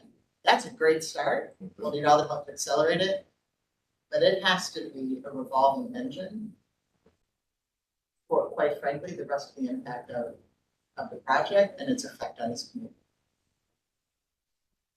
To the chair, I do want to raise a point to Councilman's point. I just want to clarify that the B&O discussion will probably be separate from CBSR. The team has committed to exploring alternatives to bring the train as close as possible, or continuing down the missionary path. But I just want to say that the B&O station likely will not be a train station under this. So we're not going to read the whole motion, just so you know, because you've seen it and we've seen it, and we'll make it available to the public or anybody who wants to see the motion. I do have a comment. I really actually like the word framework. It says motion for conceptual framework, which I don't recall ever using, but we usually give conceptual approval. But why I really like it here is that this project is so large that, and when you were showing your plans, it's actually larger than Gateway, right? I'm just going to say that again. It's larger than Gateway, which is right up the hill. And when I first came to Cleveland and when Gateway happened and Civic Vision, it was actually a framework, right? Civic Vision and the plan for Gateway was a powerful framework for a district that was going to connect to many other things. And so I like this because it's driven by infrastructure, it's driven by the bones of what would allow the private development to happen, the market to happen. But I would suggest that in this next phase, one of the pieces of both Civic Vision and Gateway was the articulation of the design guidelines that lived beyond all of us, because you guys were all not going to be here for the many phases of this. So I don't mean this, I mean in our positions, if you will. We may not all be in these jobs. And well, we might not be here and we won't be at our job. But I would like to see in the next phase this idea that some of the very important elements actually get codified in that way that allow other people to take them later. And that was the power for me of the Civic Vision and the Gateway project, which did some extraordinary things, right? Like allowing the field to be 1 story down so that you could see it whether you had a ticket or not. There were huge pieces of that are so powerful. So anyway, that's just a commentary, but I'd like to see you guys go that direction with taking this forward. That's my own big. Anyone want to try a motion? Point of order, if you could just read the motion aloud, I would prefer to be read aloud. Oh my God. Really? I can film it. No. All right, I'll go ahead. I'll try. Go real fast. I'd like to move to approve Bedrock, Cuyahoga River Master Plan for conceptual approval, with the caveat they adhere to the following recommendations. Framework. Sorry, yeah, point of order, just putting the word framework. Oh, okay. Conceptual framework. Okay. Okay. That's why I didn't try. Exactly. This is a novel. Bedrock will return for approval for each phase. For final approval. Final approval for each phase, but we're in conceptual. Conceptual approval. We're in conceptual sort of framework. I think you but- should just read it verbatim. Yeah. All right. I'm trying to understand what I'm reading, right? You wrote this, I didn't. No, I'll do it. Bedrock will return for final approval of each phase, 1, 2, 3, 4, the submaster plans. Bedrock will return for design approval of each subsequence of each phase, 1A, 1B, et cetera, inclusive of the river's edge, bulkhead design, and any vertical development. Proposals for publicly owned infrastructure should include the city design staff and design process, which would include establishing the design scope, preliminary engineering, purpose and need, and review of alternates with specific attention to the Eagle Canal intersection, phase 1, the Huron Cut and Prospect changes, phase 2, the Superior and Prospect changes, phase 2. Next bullet point, collaborate with the city and regional partners related to multimodal connections, including exploring alternatives, options related to the CVNP, CVSR vision and feasibility study. Next bullet point, further study for connecting transit riders efficiently between rail and bus with the city and RTA. And the last bullet point, for the Secretary of Interior standards, Tower City should retain its prominence and new buildings should be architecturally complementary. Study the transition between Tower City's civic architecture, the industrial riverfront, and rail history. Done. And I'll second. Motion and a second. Can you call the roll, please? Bring my reading glasses. Downey. Yes. Fluker. Yes. Curry. Yes. Sparks. Yes. Motion carries. Actually, before you go, there is a second item in mandatory referrals that I don't know if we need a presentation on, but we tabled relative to this project. It was ordinance number 5262023, authorizing the Director of Capital Projects to enter into one or more agreements with Bedrock Management or its designees. And this is relative to accept grants or gifts and to work with the city specifically on the construction improvements design and both design and construction improvements of the public infrastructure. So first I need a motion to remove it from the table. So moved. Second. Can you call the roll? Anthony. Yes. Downey. Yes. Fluker. Yes. Curry. Yes. Sparks. Yes. Motion carries. There's some quick, just something you want to say about this or? Actually, Assistant Director Keith Chambers is here. Welcome. You want to be brief and explain? So the plan is. Mayor's Office of Capital Projects. No worries. But the Mayor's Office of Capital Project, in support of the Bedrock project, has committed to applying funds to assist with some of the infrastructure activities that will take place during Bedrock. One is the initial West Third Street improvements, inclusive of paving, street amenities, and utility improvement work.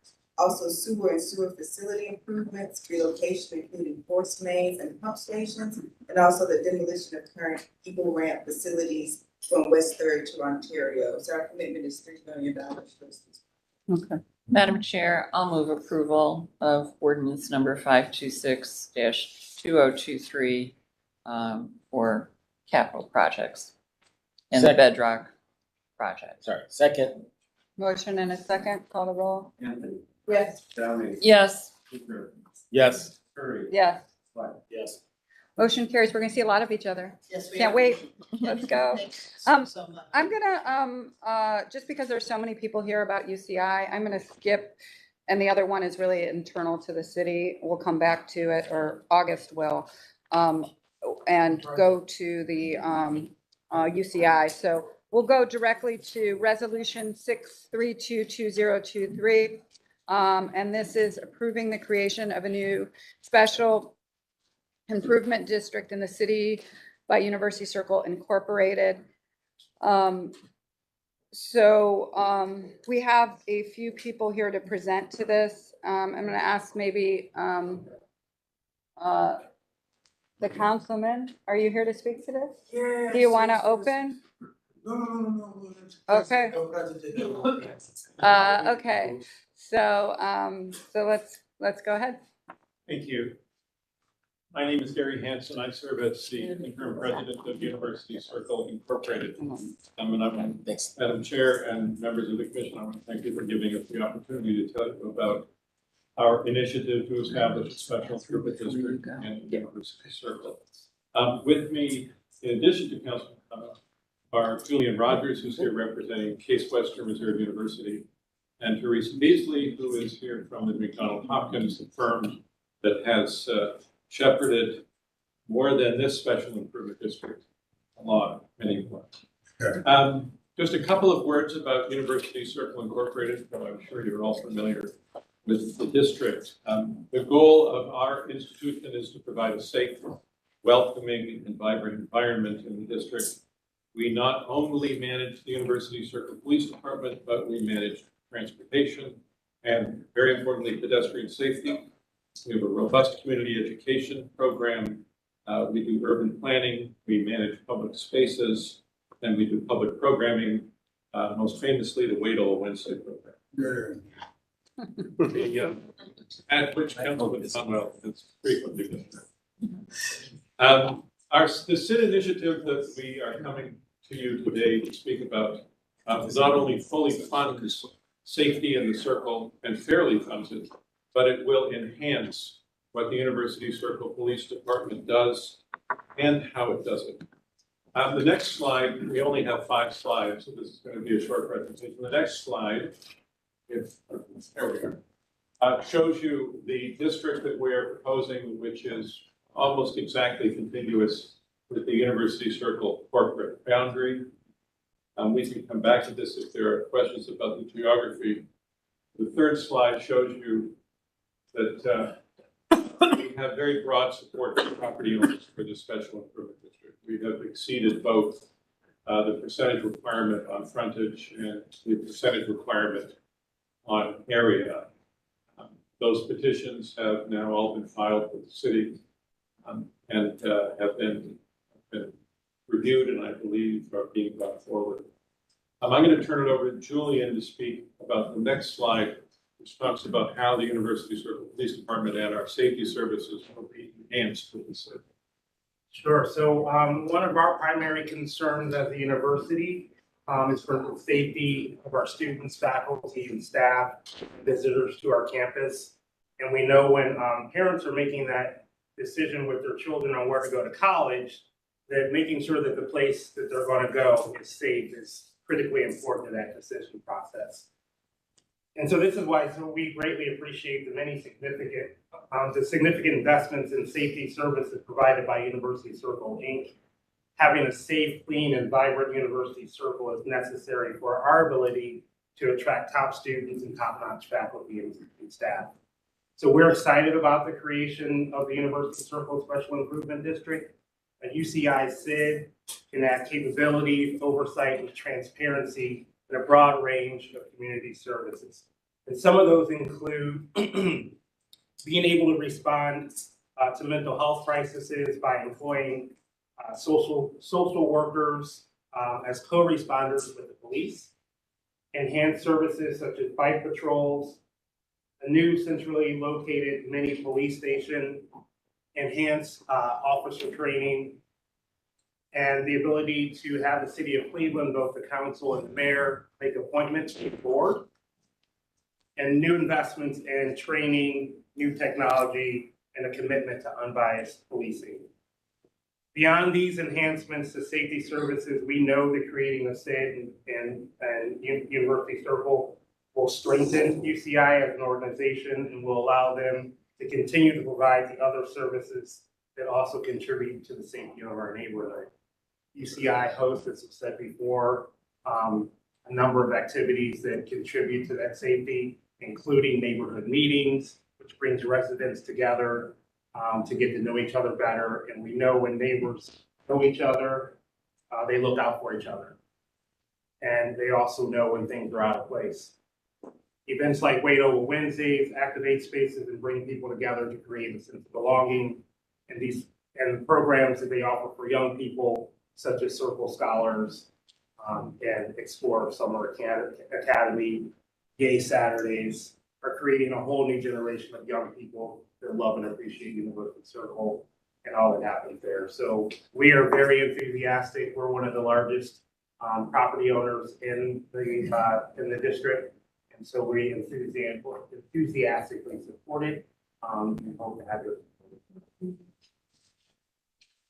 Before Teresa speaks, I'll just add one thing, which is peripherally related to SID.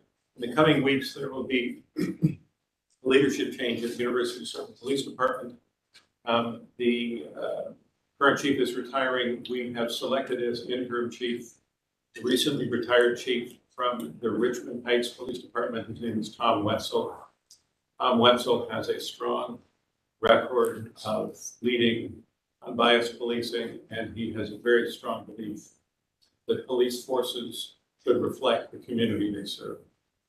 I believe that Councilman Conwell, I know that Chief Wetzel is going to want to meet Councilman Conwell and Councilman Griffin as soon as possible, probably early this coming week.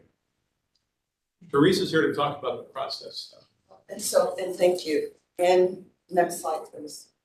Thanks. So you all are familiar with special improvement districts. We just wanted to highlight the process of the resolution of necessity, which is why we're here today.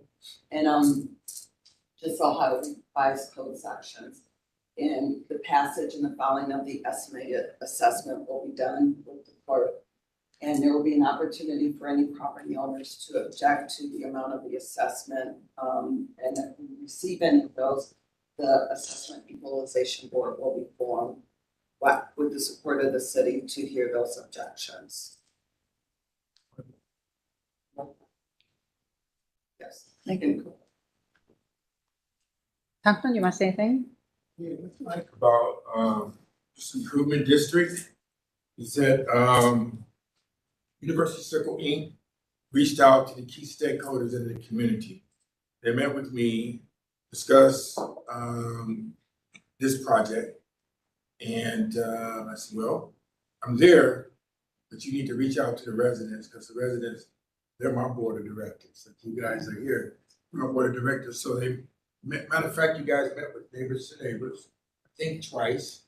You met with other key stakeholders around the area, which is going to affect, as well as with the businesses. And I had no feedback, no negative feedback whatsoever.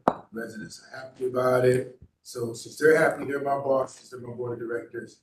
I miss you too.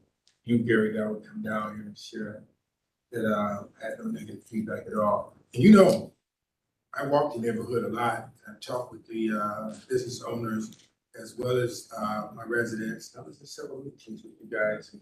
No kickback whatsoever. It's really, really good. Let me say this, I'm excited about the new chief. I want to be the new chief. And we need to have more community policing in the area so that the police chief and police officers will, because it's not just about the improvement district.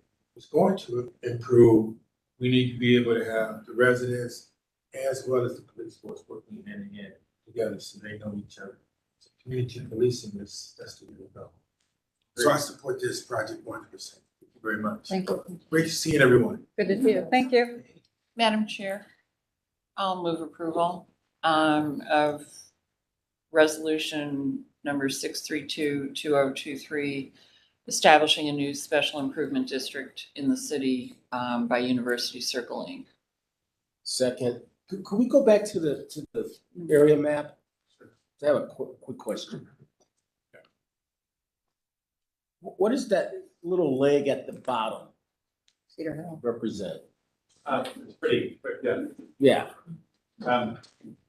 That is part of the University Circle corporate boundary that does not, it's rather unusually shaped for two reasons. Reason number one is that we are not seeking to have the special improvement district include the portion of our corporate boundary that goes into Cleveland Heights. A piece of our corporate boundary goes into Cleveland Heights.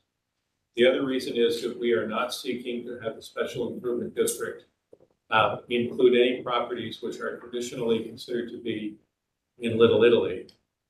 Little Italy may well establish its own district, and a single property cannot be in two districts. Madam Chair, to the applicant, what is it? I mean, what does it represent? Is it a business? Is it? I don't. It's like where Judson is, right there. That's So- Judson. So what you have is Judson.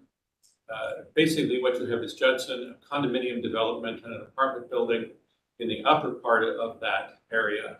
In the lower part of that area are single-family homes which are not being assessed in this. Okay, but just, I was curious what the uses, the types of uses. Okay, thank you. I second it. Any other comments? Call the roll. Anthony. Yes. Down. Yes. Luther. Yes. Curry. Yes. Yes. Thank you. Motion carries. Thank you. All right, I apologize. I'm very late. So August, there's a couple more. Just wait. Thank you, Chair. All righty, we have to go back to item number 3 under mandatory referrals. Resolution 615-2023, introduced by council members Spencer, Bishop, and Harrison, declaring the intent to vacate the portion of an alley south of Train Avenue between West 56th and Cantor Avenue. Who's here to speak on behalf? Probably isn't come through the door yet, so I will speak on his behalf.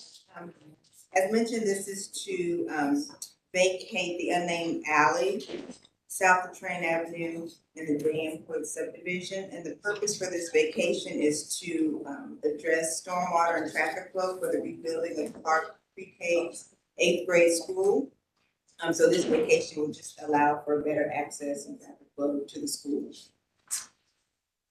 Mr. Chair, I would move approval of resolution number 615-2023 to vacate a portion of the unnamed alley south of Train Avenue between West 56th Street and Cantor Avenue. Second. Roll call, please. Anthony. Yes. Downey. Yes. Luther. Yes. White. Yes. Thank you.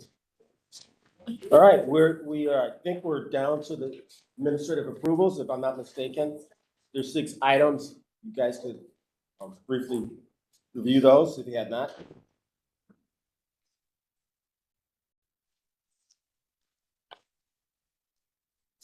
Mr. Chair, I'll move approval. Second. Roll call, please. Anthony. Yes. Downey. Yes. Luther. Yes. White. Yes. Director Wong, have anything to share?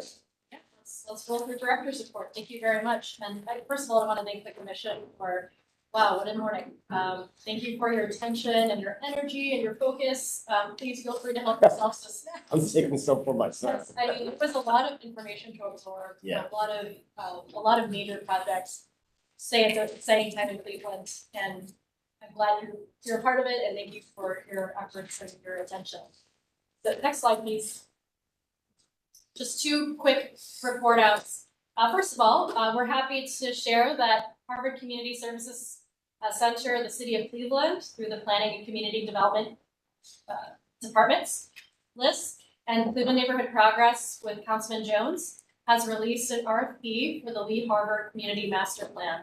And this will really focus on Lee Road, Harvard Avenue, and Miles Avenue, with an intent of making sure that the community vision for these corridors are implemented.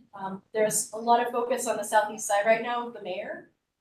Not to mention MoCap is doing a major infrastructure project on Lee Road. So we want to make sure that the land use planning is a part of it, and strengthening the community vision. So deadline for responses is due June 2nd, 2023. So please refer to the link at the Harvard Community Center if you're interested. Next slide. I do have a quick question. This is more of a thought.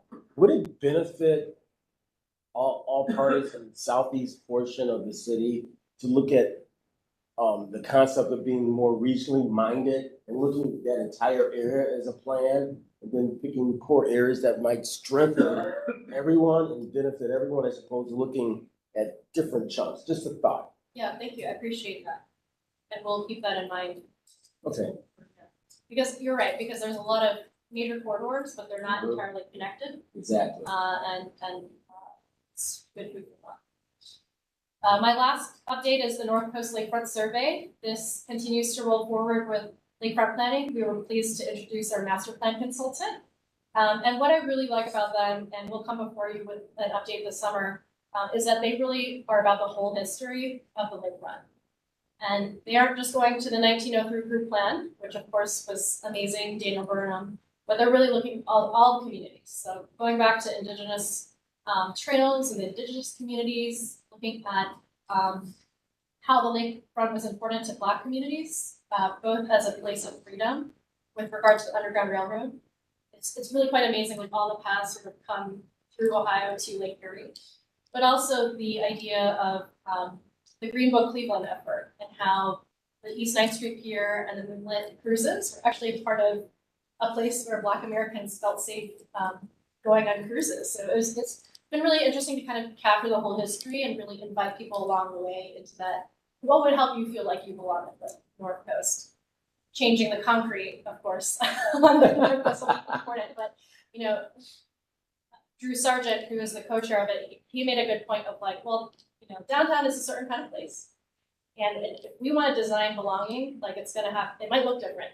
And it's got to be uniquely Cleveland, it's got to be unique to our population. And we're very dedicated to not creating some sort of generic lakefront that could be anywhere USA. So I do have surveys, which I will be out in the community this weekend. Cleveland Asian Festival and beyond, with people just kind of surveying and seeing what would be important to them to draw them to the North Coast. So that's my update. I just want to thank you all for your attention today, and thank you for serving. Thank you for briefing us and keeping us organized. Any other comments? Michael's my intern for the summer. Hello, Michael. Nice to meet you. There's lots of food over there, by the way. You going into senior year, 4-year +1 MPA program at CSU. Oh, Great. Excellent. great. Wonderful. Well, MPA. Move to adjourn? So moved. Okay. Second. All right, thank you.